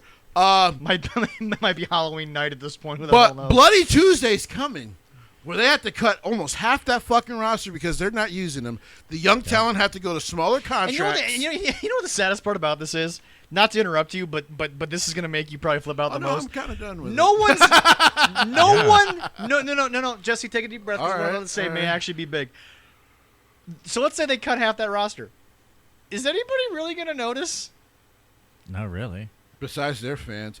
Here's going to be the thing. Are their fans wait a minute. even No, their notice? fans they're not going to notice either. I don't know. You go down to 50 wrestlers, you still know. got plenty of a roster for Dark Elevation and for frickin' The Rampage. only way we're going to notice, if we know that somebody's on that roster and a few months down the line or less, they're on NXT. That's true. Then they're on Impact. Bea We Presley, will by the way, know. has now debuted in NXT UK. Oh, yeah. I've been meaning to catch up. I'm a couple weeks behind now. Yeah. Hey, have they Because done I've been waiting for that announcement, a certain announcement with a certain Japanese man who will fuck up your child. I still don't know if that's going to happen. I'm hoping it happens. Because let's be honest, Gato, I don't think wants to lose out on that. Well, But if it's a limited time, I'm about to say, if it's a limited deal where they get some. If it happens and you don't go directly to our YouTube page, you're in trouble with me. If that happens, have they done anything with Dewdrop again? Actually, it's funny. It's not that bad of a story on Raw. Yeah, so technically that story, by the way, something, once again, they're doing better than AEW. I kind of understand where they're coming with that story. Yeah, so basically the story is that Piper Niven is still Piper Niven, but she's taken on, she's wants to be underneath Eva Marie to get her career on track. Yeah. But Eva Marie is basically using her for her own career, and she called her Dewdrop. yep. Yeah. Listen, the dirt she's put out the name, everyone lost their fucking mind without seeing the story. Yep. And even I was like, well, listen, let me see how it plays off. We should Man, now that's a call it stupid the name. Tommy End rule, Right. which is don't read. You know, it's like don't stop until you're at the end, which is don't wait. Wait till you've had both sides of the story. Yeah. Wait till you see it play out before Not to you mention the just fact, jump on here's the something. deal: a name's a name. Go out there and do something. Which, by the way, she's been great on. She's been Raw. great. Oh, God, yeah, I She's love her. played the role fantastic. The only thing that people haven't liked is that she's been kind of squashing a lot of their women's division, but it makes sense. if it builds a new star, who the hell cares? Who cares? Who the hell cares? And by the way, At this point, I want Asuka to take a couple months off anyway. She kind of carried that division for like a year and a half. I want my wife to take some time off through a so I can pan- spend some time with her. through a pandemic. Through a Really? pandemic. If they're mad at Dewdrop squashing everybody, look at her compared to who she's fighting. Well, and Is she going to squash them? And the fact that outside of Probably, like yeah. Asuka, Charlotte, probably Rhea, she's probably the best wrestler on that roster. Yeah. As far as that women's division. Yeah. So Yeah. and I love Nikki Cross. We've given it time. It's starting to make more sense. Yeah. Super Nikki. But by the way, Oh, almost a superhero, Nikki. Yes, almost Gotta forget superhero. it. Almost a superhero. We can't say superhero in training anymore. We can't say superhero. she's in training. almost, and she's going to be calling herself Nikki Ash. I think they're just going to keep calling her Nikki Cross, but she wants to call herself Nikki. Am Ash. I the only person that just wants Shane Helms to come back for one night? I know. Just one night. that's it. Make this work. But Oh. that's something else he's going to have to address with his buddies. The booking of these divisions is horrible. Yeah. You've ignored the rankings. You've ignored what Tony said because you had to. Yeah. Because everyone's starting to learn that Vince has already known this, and he's doing it not because he wants to, but because he has to. Because here's how you get around the FCC. Now, this is a coming to Jesus moment that will eventually have to happen. I'm telling you, sometime in September, it's coming. Thank you, Jabez. Because here's the deal. Very soon, and I think it's starting this Wednesday because they had a video package at the end saying thank you to Daly's Place. Like Jesse, They're going back on the road. like Jesse said, give it, and in my opinion, give it till WWE has established themselves back on the road. Ladies and gentlemen, boys and girls, children of all ages, 13 Card Subject to Change is proud to present the coming to Jesus moment of AEW's executive vice presidents when, once again, to quote Jesse, when 6 people are getting any form of reaction that matters, Yeah. you're going to have to sit there and be like, well, why are they on the roster? Well, because we're the nice guys. But it's money that we're paying that we don't need to pay. Well, but we're the nice guys. You have one response. You're the nice guys. Yeah. That's your only response. Nothing else. Yeah. Here's the thing: are they really nice? Think about it. Like, Well, they're burying everybody. most people who get let go by WWE, if they're not named C.J. Perry or fucking Miro, apparently, have still left the doors open if they want to. If Vince wants to bring them back. And that's why Carl. Well, and see, that's my whole thing. Is when Carl Anderson said get mad about it. I hate to say it. Carl's at the end of his run anyway. Carl doesn't need it. Besides, Carl, if he wants to, could get a consultant job in New Japan. They give it to him in a heartbeat. A lot of these people don't have the career you've already had. No. They don't have the connections that you do. No. They need to leave the door open Yeah. because this is their career. And Vince Oh, yeah. usually at some point will bring you back. If you know, He brought back Selena, and that was the most televised, Yes. that was the most published breakup they've that had was in the years. most public release they've had in a long time. And apparently it wasn't even half as bad as No. reported. And that's truth. It came out of her husband's own two lips. Like, they had the disagreement. She probably was like, well, listen, I don't agree. They were like, well, listen, we think that we have to let you go. Cooler heads prevail. Cooler They brought heads it back. prevail. Yes, cooler Like, heads prevail. It just, once again. If Jesse and I sat here and Jesse and I were talking something very serious and there was a slip up, let's say black, whatever, Yeah. whatever.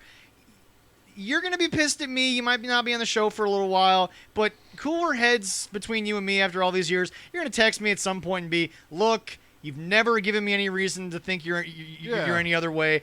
Whether it was a slip up or not, it was probably for effect, and whether it was bad or not, whether it was right or not, you didn't mean it. Yeah. It's just, I'm not saying the two things are comparable. I'm just giving the example between you and me is just like, with you and me, it could get that bad, but cooler heads between the two of us are eventually going to prevail. Yeah. You just need some time to cool off. Yeah, That's all it is. Sometimes you got to take a step away, and then you come. As long as once cooler heads prevail, you're just like, all right, let's get back to this. Yeah. Let's get back to it. Because, like I said, to me the biggest thing that Cody is going to have to come to realize, regardless if he's going to make that Senate run or not, Yeah. is he has to ask himself, because this is on his legacy. Regardless, Oh, yes. what happens when I do leave? It's starting to be on his dad's legacy. I hate to say it. Because he keeps bringing his dad up. Yeah. The grandson of a plumber, whatever. Stop bringing up your dad. The son of the American. Your brother stood on his own for many, many years. That's why there's so much love and respect for him. Cody, you're capable of standing on your own. Stop bringing up your dad, please. Yeah. Because your dad, if he was a part of this company, would have told you 7 months ago, you need to release half these people because you're not using them. Your dad would have never had. Your dad would have looked at one video of these guys and not taken a phone call. Would have been like, why is Joey Janela on the roster doing nothing, getting paid six figures? And by the way, folks. Come on, baby. And by the way, folks, to be confirmed, Jesse did clarify for me a couple of days ago. A lot of people were actually making 5 figures, not 6. Yes. Joey's actually making 6. That's an actual confirmed thing. Joey Janela, is the name he had, because Joey had a name. Yeah. Joey's name on the Indies alone got him 6 figures out of Tony Khan. And if someone comes to me and says, well, here's his real salary, I'm like, so you're proving to me he's actually worth less than he is. Okay, cool. Anyway, moving on. So here's the deal. So we mentioned it earlier. I'm going to have to say it. Impact had the worst day they've ever had on Access. Mm-hmm. And it was probably because of their world title scene, which, by the way, by osmosis, is run by Don Callis and Kenny Omega. Yeah. Folks, this is the company that has survived Dixie Carter. Dixie Carter, Vince Russo, Hulk Hogan. Fox Sports North. Yeah. In between commercials for the Minnesota Twins, I was watching Abyss versus Jeff Hardy. Yep. They survived Jeff Jarrett's ego trip in the beginning. The stupid decision to try to compete with Monday Night Raw. They survived Bischoff and Hogan. They survived the Hell South mistake. Yes. They survived Dixie's parents cutting her off. They survived the Anthem purchase. They survived... Before you finish, hey, Tony, be careful. Because, your dad's saying a lot of good stuff now, just like Dixie Carter's parents said. But eventually, even the billionaires go, yeah, no, fuck, stop that. You're not wasting my money anymore. The fact of the matter is this. This company is the zombie wrestling promotion. And that's not even a shot at... They should be dead. They should be. They should be There's dead. no reason why they... And by the way, none of this BS of Matt Hardy trying to save face. There were points when even top stars weren't getting paid in TNA. Very true. That is a confirmed goddamn fact. They are the Walking Dead. But the fact of the matter is that this company should be dead 4 times over. And for some strange reason, they've had every star from WCW and WWE, from Hulk Hogan To Sting and Ric Flair on down. Kurt Angle. They've had them all. Yeah. And they've never once gotten big enough to actually mean, competition on a real network. Yeah. Because they've been on Spike, which was never a real network. Spike was Spike came along at a time when guys wanted dude channels, and that's what they lived off of. Then Paramount bought them because they were floundering at that point. But here's the deal: this company has survived countless things. A murder mystery. They have Yep. which, by the way, it's been confirmed Tommy Dreamer wrote a murder mystery in OVW. Yeah, something like that. So Yeah, that's a thing. That's a thing. Oh, They've survived. Love that Wow. guy, though. They've survived Sting leaving. They've survived Hogan and Bischoff leaving. They've survived Dixie Carter being strung up like in the Chainsaw Massacre, having her blood drained and money came out instead of blood by Eric Bischoff and Hulk Hogan. They've survived anything Scott Steiner did. They've survived breaking up possibly one of the ultimate greatest tag teams of all time in America's Most Wanted, which sadly Chris Harris didn't make the best out of, but James Storm's done pretty well. he does. They have survived losing a partnership with the NWA. They have survived going from Spike to the Travel Channel to Destination America. They have been to Access. They've been solely on Twitch. Lost their partnership with New Japan. Anthem got rid of them. Yes. They did so bad with the Golden Boy Okada that New Japan said no. New Japan was so pissed that they had to they lost like they're doing right now, but for different stupid reasons. They lost their main event scene because most of their main event scene was New Japan. New Japan was like, yeah, no, we're bringing all our guys back. Fuck you guys. They have it ended the partnership. They have like that. survived. I don't know how many deaths. They That are is true. They are as close to near death as you can get. Yeah. And their lowest rock bottom moment was the supposed belt collector best in the world being in the main event. And by the way, I don't want any names. I don't want any backstory bullshit. What I just said was world champion, supposed best wrestler in the world, main event of the show. That's all you need to know because that's all anyone needs to say. And it was the lowest half hour of that show. You want to know why? People, you can just go look this up. Listen, just go look it up. People, all those people who have stuck with Impact, and there's about 200,000 of them who have stuck with Impact.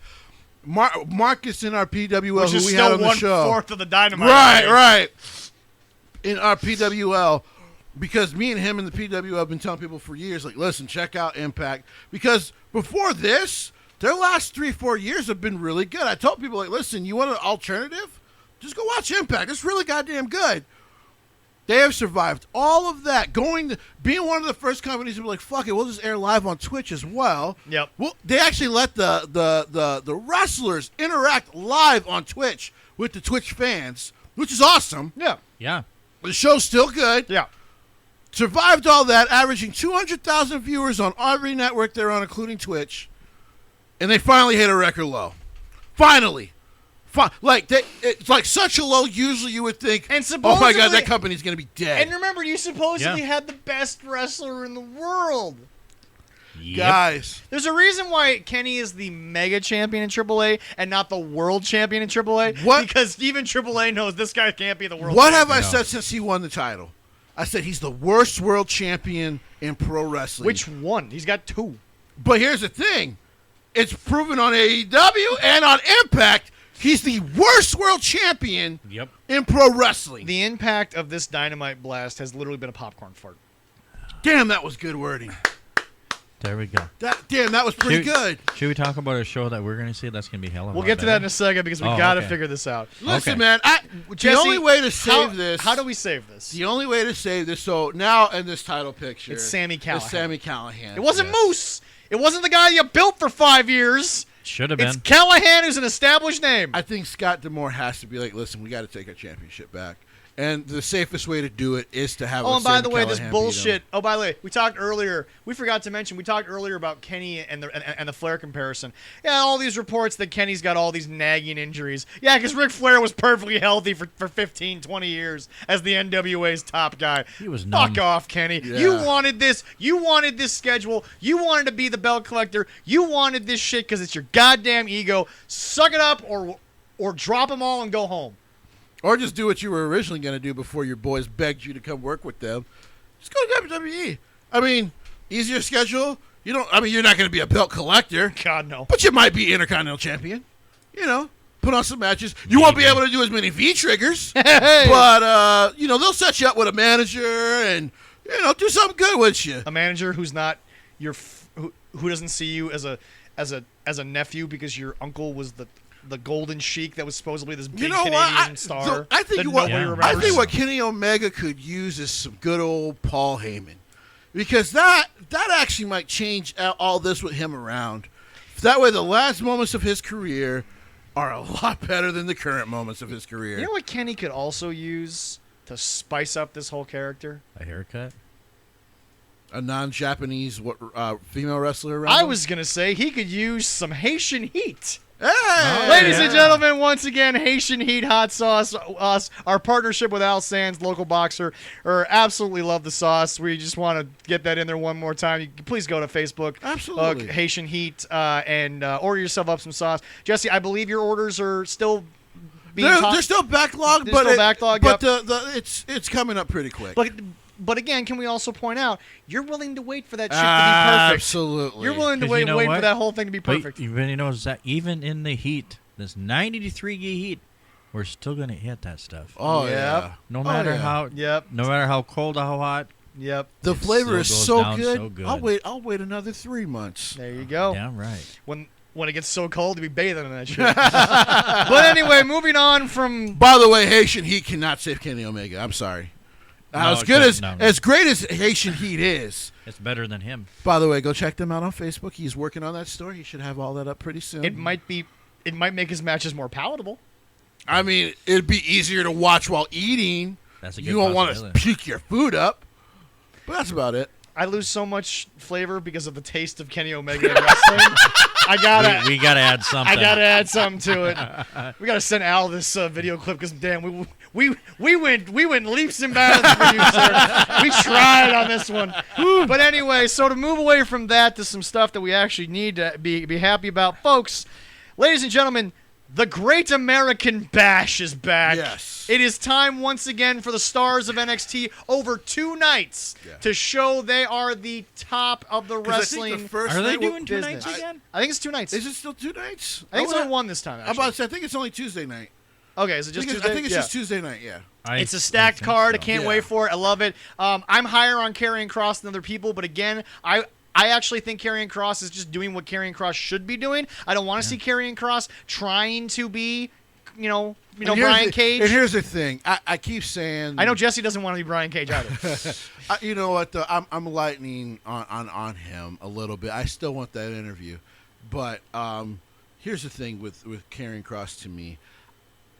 He just has never fit the NXT mold. No. But he's a damn good champ. But you've also been able to establish him before you brought him up to the Very main roster. true. So the fact of the matter is that while I think he'll get brought up a lot quicker, I think it was right at that point in time. Plus, when he originally won the Especially- championship, he did suffer an injury And in you the also, match. well, you also have to remember, folks, when he first got there, Drew was still hotter than goddamn Oh, yeah. hell. Oh yeah, Brock was kind of still looming in the Yeah. background. You were building Roman up. yeah. He would have gotten lost in that shuffle. Probably. I'm okay with that. But no, anyway, Leroy, You want me to run down I there? think Goldberg was around. right? He got Leroy, hurt. what's going on with the Great American Bash, baby? All right. So The Great American Bash. it's love it. You know, it's just the greatest thing ever. One of Dusty's greatest contributions Oh, yes. to the wrestling I business. was like, We miss you, And man. I'm really glad AEW didn't get the trademark because I don't want them Oh, yeah. ruining the greatness that is this great pay per view. all right. Well, we fucking war games. got Yeah. a tag team championship map, and this match is going to be good. MSK against Tommaso Ciampa and Timothy Thatcher. This promo beat Oh my anything God. Dynamite's done in 2 years. It's This promo beat anything they've done in 2 years. especially Ciampa holding Hellman and Thatcher back. Hey, no. Not only that, Well, but wait, when they flipped the chairs didn't awkwardly fly; No. they perfectly fell Yeah. away. Yes. It worked out so well. I What I think it's- wanted one of them to do, I wanted either Thatcher or Tommaso to do it, to like find a way, like maybe screw with the chair beforehand and like push down to the fact where the chair just folded into itself. Yeah. That I would think been it's some a shit. damn shame. I don't think we're ever going to see the match I really want to see out of Tommaso Ciampa, and that's Tommaso versus Randy Orton. Yeah. Yeah. But this match is going to be a banger. That'll be good. By the way, And people, if- you're and if getting this this on open- free TV. And if this opens, Kind of. and if this opens the show, good luck following this. Oh my You know God. what? I Some don't. of the I other hope not. matches might be able to, though. All right. I don't know. But only in Well, NXT. Yeah, I was going Only to in say. NXT could you do this. Go ahead. So besides, we got the men's, we got the women's tag. We got the champions, against when they won a triple threat. Right? Yeah. Io Shirai and Zoe Stark. Stark. Love that Zoe Very Stark interesting was not only combination. brought in, she showed out, but they're pushing her. Listen, She's getting a chance. I mean, listen, she's doing. It's funny. She's doing more now than she probably ever did in Impact. Because, like I said, I kind of only lightly remember her in Impact. Yeah. But she Yeah, was not never much. really pushed like this. Oh, yeah. She's got. I mean, listen. Sometimes WWE sees something that you just don't, and guys or gals fall by the wayside. And I was really surprised. And sometimes they're started- just right. Yeah, I was really surprised when Indy Hartwell was the choice to bring into the Gargano family, but Indy has really disproved what I thought Indy was capable of. She has been fantastic. Well, and then I got the chance to see Indy on the indie scene, not to use that word a lot, but and yeah, I would have told you back then, like, she's a good wrestler. I might work with Candice because Candice is a great leader, Yes. great promo. Yes. But yeah, she's grown into her own. Yet Zoe has proven to be something very special, but I think right now it only works in NXT. Yes. Because I listen, the one thing I need WWE to fix before Triple H allows any more women to go up is they need to fix the women's book. It's not as bad as that other company, as they like to say. Well, so we'll take our shot as the other company. Yeah. But yeah, this is going to be another good match. This is going to be fantastic. All right. All right. Well, Then we got, By the way, I don't actually think the tag titles are changing off of either and teams. and by the way, Yeah. if this is the order of matches, this won't be a match that tops the first match, but it'll be a nice change of pace and still a great match. Because this is going to be fast paced with these four women. Yes. all right. So then we Oh, have. sorry, I We don't mean didn't- to interrupt you. we didn't Io even- Shirai. We didn't even mention Io Shirai. My It's like God! Io Shirai's in this match, and Yeah. end of conversation. That's it. So, do I need to go attempt to beat the hell out of Evil? My God, this woman! Yes. Is there anything she cannot do? And she does it in her street clothes. What? Yeah. She came back and was hitting moonsaults and fucking brain busters. I'm like, is there anything this woman is not capable of? I don't know. People are like, I an don't think American promo. I'm like, dude, listen to that promo when she came back. She can split the Listen to any languages. of the promos when she was champion, whether they were live out there or they were pre-recorded, she pulled them off. so. Oh, Listen, if Vince is planning on pulling her up, you need because you failed Rhea.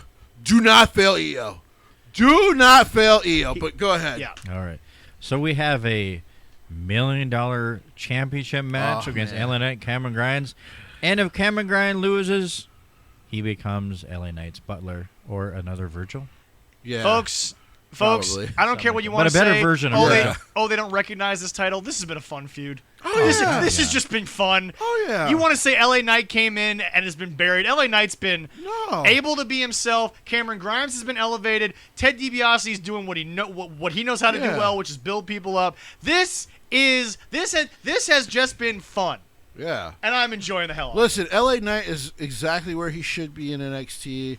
I know some He's people- exactly where he should be in general because it's a company that not only is allowing him to do the same gimmick, but they are actually able to accentuate what he does. No offense Yeah. to what he did Yeah. down there in NWA, No. but they have the ability. Well, he's to, one of Impact / TNA's success stories. Yes. I will say this about him. Where he is in NXT works. I just want to point out, LA Knight and Drew McIntyre are in the same company. Yeah, it's insane, isn't it? But Again, LA Knight, Eli Drake. But yeah, when to me, he reminds me a lot of what I think what will be the future of Damian Priest.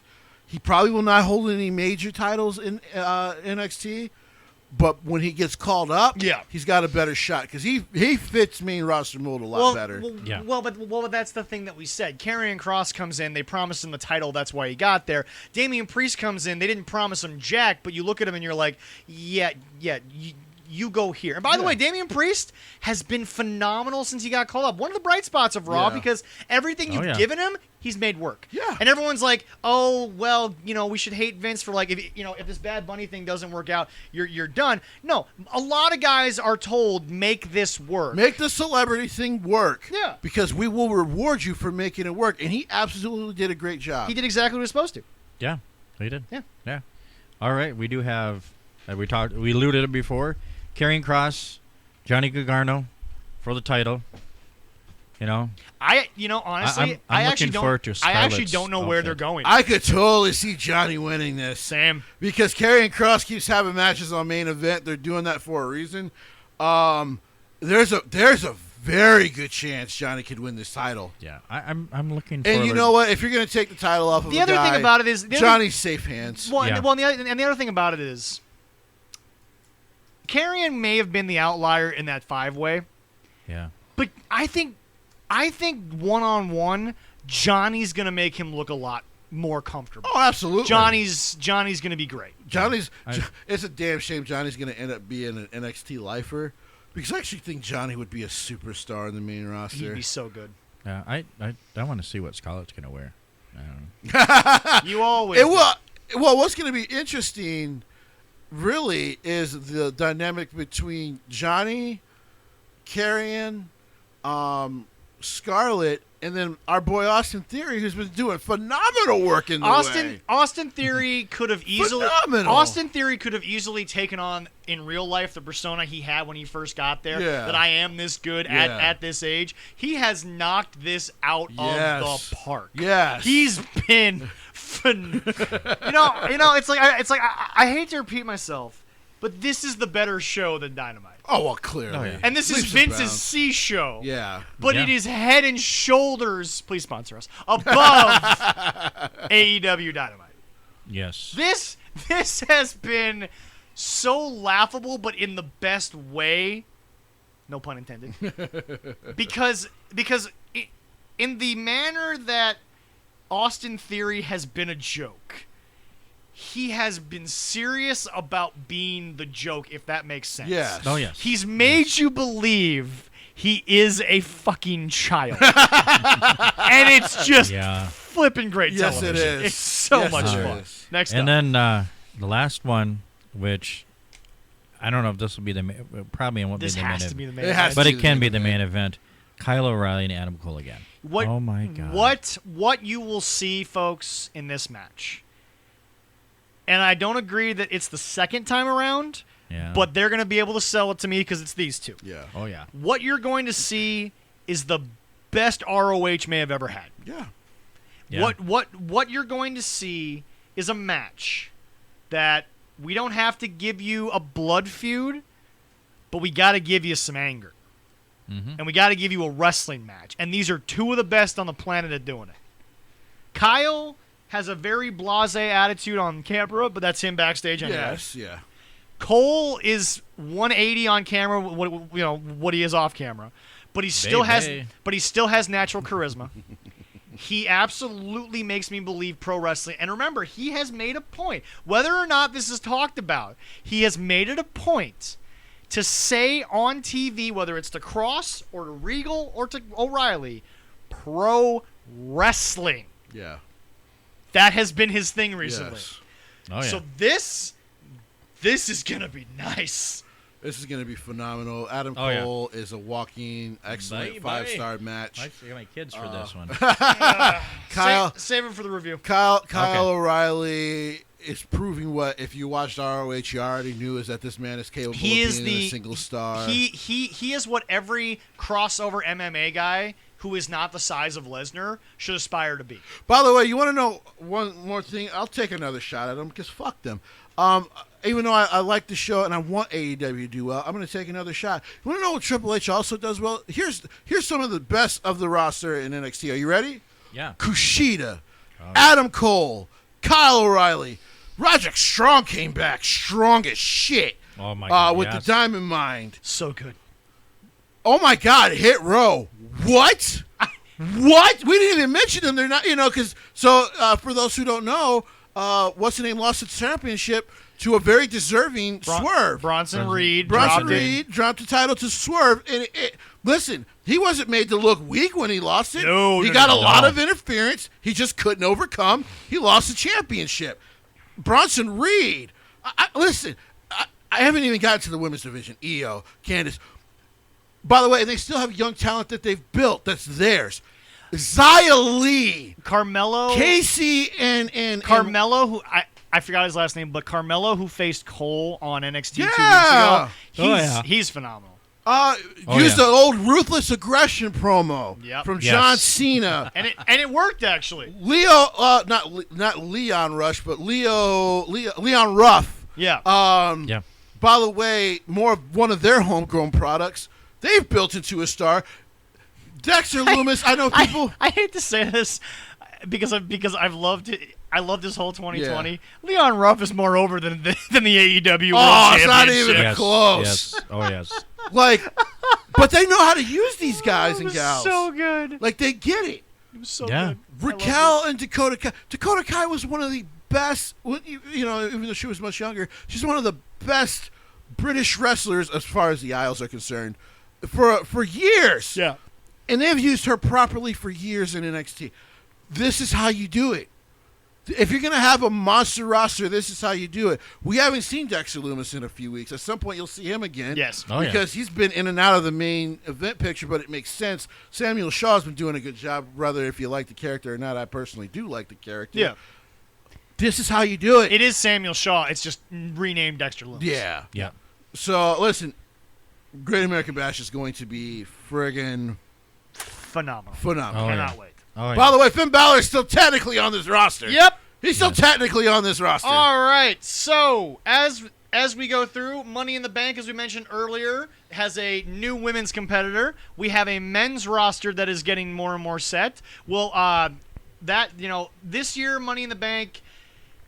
Some people are going to come to you and say it has to redeem itself from last year. Look, theatrical matches happen because of a pandemic. If the pandemic never happens, we don't get theatrical True. matches. That's Yeah. just the way that it goes. Very true. That's it. It's So- going to be the first. It's going to be the first pay-per-view in front First, of people. it's going to be the first pay-per-view in front of people. Yeah. Yeah. So Fighter Fest does not count. no, No, never. that's going to be on live TV.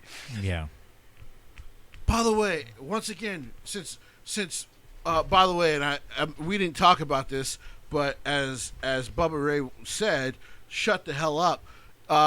Great American Bash will also be on free TV. I bet you it'll be better. Oh yeah. Yeah. It will be. All right, so we got two more things on here. First and foremost, ladies and gentlemen, next week, no show. We are heading to Eau Claire, Wisconsin. Sadly, yes, we're going to the state of Wisconsin, but we're going for a good cause. Ladies and gentlemen, MAW, Midwest All-Star Wrestling, returns with a very good show. It's going to be entitled fantastic.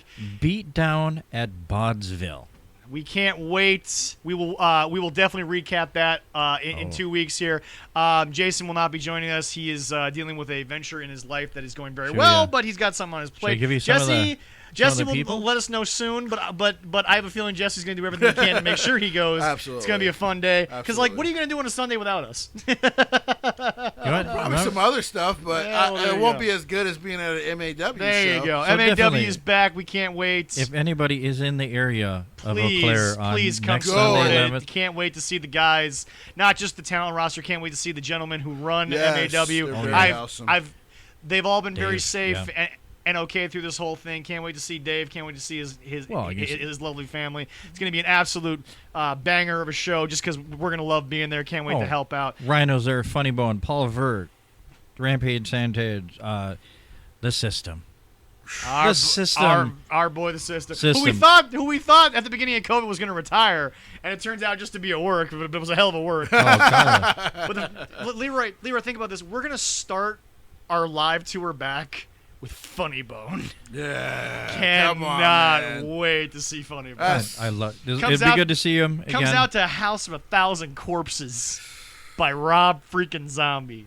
and love it. Joey Jet Avalon will be there Joey too. Jet Avalon, one of the great And people. Joey probably- Jet Avalon probably coming to Dark at some point. I'm kind of, as people don't know, at the last show, I almost got my ass whooped by Joey, so I got to be careful this show if I go. Watch 'Cause that shovel. Watch that shovel. He, yeah. he might pop me one. Anyway, so I still love him, though. Leroy, would you like to end us with a little history of the wrestling business today? Yes. Let's go ahead and close this up. We got some good stuff here, which does entitle. It kind of twists into the holiday of being the 4th and what's going on next week in NXT. 34 years ago today, Jim Crockett Productions presented the Great American Bash. Nice. This was his first show, also on the tour, that debuted the War Games match. which it was created by Dusty, inspired by Mad Max Beyond Thunderdome. So very interesting, in that very first one, Not to interrupt you or anything, but we totally forgot to mention. I apologize, ladies and gentlemen. Rest in peace. Obviously, Del Wicks Jr. passed away. He was the Patriot in WWE. Oh yeah. Boy, there's a guy where man, oh man, did he have the look for wrestling? Oh, and, wow, yeah, holy smokes. But And, rest in peace to Del, and we move on now to Yeah. the rest of our history. And the first War Games, it was between the superpowers, the Road Warriors. Nikolai Koloff, Dusty Rhodes, and Paul Aaron defeated the Four Horsemen. Rick, Once Arn, again, Lex, Tully Once Blanchard, again, and J.J. Dillon. the heels don't win War Games There you it's go. supposed to be the final blow-off, not the start of the feud. Okay. Yeah. Also, 31 years ago, Keith Frank, otherwise best known as the adorable Amy Adonis, unfortunately died in a car accident in Newfoundland. He was only No 33. foul play. It was an animal on the road that was Yeah. swerved. Blinded light, and Yep. it happened. He is survived by his wife and 2 kids. We should make sure people realize that these men did a lot of these guys, especially back in those days, they did leave behind families that do deserve the But opportunity back to be then, they mentioned. just, as we said earlier, they had to be on the road. Yep. They had to Yeah. be on Yep, the you had road. no choice. And 33. I mean, I remember watching him when I Shit, was a kid, man. it's That was great crazy. stuff. Yeah, he was. I'll be 33 33. in January. Yeah. All right. And then a little bit of special because it's the 4th. Yep. 28 years ago today, Lex Luger showed up on the U.S. Intrepid to body slam champion. It was more of a hip Yokozuna. toss, but yes, we'll call Well, it a hey, body slam for the that's what history they call books. it. That's what But they call ladies it. and gentlemen, Via helicopter. ladies and gentlemen, That was better than that fucking Lex bus. Oh my god. Oh, yes. ladies and gentlemen, What a terrible gimmick. The Lex Express. I'm surprised. I'm surprised, especially with Yoko. I'm surprised we didn't sink one of our own ships that night because Wow, my right. God, what a slam that was! Wow. I love All right. you, Yoke. Then another history was made on this day 15 years ago on ECW on Sci-Fi because the Big Show defeated Rob Van Dam. Putting out as the Big Show, it makes him the first and to this day only person to hold the WWF, WCW, and ECW World Championships. This was a move that I think first of all, we all know it was forced upon Paul, Yes. but this is a move that I think if Paul had been able to run with it the way he wanted, would have been an absolute stealer. I actually think it would have still been going because Paul also wanted to use it to build their younger stars in OVW Yeah. in those in Yeah. their old quote unquote steel territories kind of thing Yeah, back in the day. So Yeah. damn shame. Paul White, as one of my last words here, guys, regardless of what's going on in AEW, always send this guy love because I don't people seem to think like maybe he should have accomplished more than Andre Vince did. McMahon said he expected more out of him than Andre. What does that But say? here's the Yeah. thing. He did just as much. Like that fact and when I think of all of his matches and everything he's ever done, and we should thank him more. Oh yeah, We should be more grateful. He's still with us. yeah. Like the giants of wrestling usually die early because your body they can't do, handle yeah. that. And Paul White's still with us, and I wanted to throw that out there because there seems to be a lack of appreciation for everything Paul White has done for the wrestling business. On top of the fact that he also, while he had his issues, he came back. He also became a trainer while he was still in the prime of his career. So, yeah, listen, Paul deserves that accolade. Anyone who tells me that he's not the second greatest giant of all time, I just disagree. Like he after Andre, he's clearly stapled his name as the second greatest big man in all time of wrestling history. So that's a hell, man. That was a hell of a fact. Because as soon as you said that, I just remember he is. I think he's also the only man to win tag titles in 3 or 4 of the same different companies. 2 of them aren't around anymore too. So I believe so. Yeah, like big ups to Paul. Like I said, I was happy originally to see him in AEW because I thought he's going to do a lot of good work with their big men. Breaking news. Uh-oh. Lana reveals that the WWE Thunderdome fan reactions are rigged. Next thing you know, she's going to tell us Kane and Undertaker weren't actually brothers. Oh, God. Oh, my God. Yeah, I was on there and they asked us to cheer for people. Yes, it kind of was. We broke that news before she did because he was on the damn thing. Well, Yeah. it wasn't even that. I was just like, you can tell that Who was they tell you surprised who by to cheer that? for. Like, And to find out the thing of history Yeah, please is give a us some birthday. Okay. 61-year-old, he's 61 today, Barry Windham. hey! Happy birthday, One Barry. of the birthday. original Four Horsemen, one of the Yes. best damn workers in the business, Yes. the one and only Happy Barry birthday, Windham. Barry Windham. We are We very, love as you. Jesse said, to be appreciative of those who are still with us at 61. I love you, Barry. Some great moments. Listen, they're still unrolling that stuff on Peacock, but if you Yep. can find the old territory matches with him, Woo, go watch yes. them. Someday, someday, if it has to be from his cold dead body, or if someone pays him to do it or he does it himself, I want Jim Cornette to release those old OVW tapes because I hope so. There's some good shit in there. I hope Oh, so. But yes, anyway, definitely. thank you all very much. We made it through the list. We will see you guys in 2 weeks. We will be able to recap the beatdown in Bobsville. We can't wait to see it. It's going to be Definitely. a lot of fun. And Thank- if you're in the area, come there. We'll be there. Please also remember Show to up. support any local wrestling shows that are coming back. If you can spare, please buy the merch, buy the tickets. Yes, Don't yes. donate to the promoters. Make sure that you keep that scene alive because it's where you get stars like Top Flight. It's where you get the ability to see a JDX on AEW Dark, even if he's not going to ever Hell, be a even Dynamite. back in the PWG days, wherever you are, if our viewers in Canada, some of those local promotions are finally going to be able to come back. Yeah. Now they're still in restrictions, so they'll Yes, be back with no yes, fans. yes. But still, Subscribe support them. Subscribe to MAW Live on YouTube. Subscribe to 13 Cards Subject to Change on YouTube. Oops. Subscribe to us on Podomatic.com. Subscribe to us everywhere you will find us. Ladies and gentlemen, we've said the list 1,000 times. We'll say it again, but you know what? Today we just want to say please like and subscribe, and thank you all very much. See you all in 2 weeks.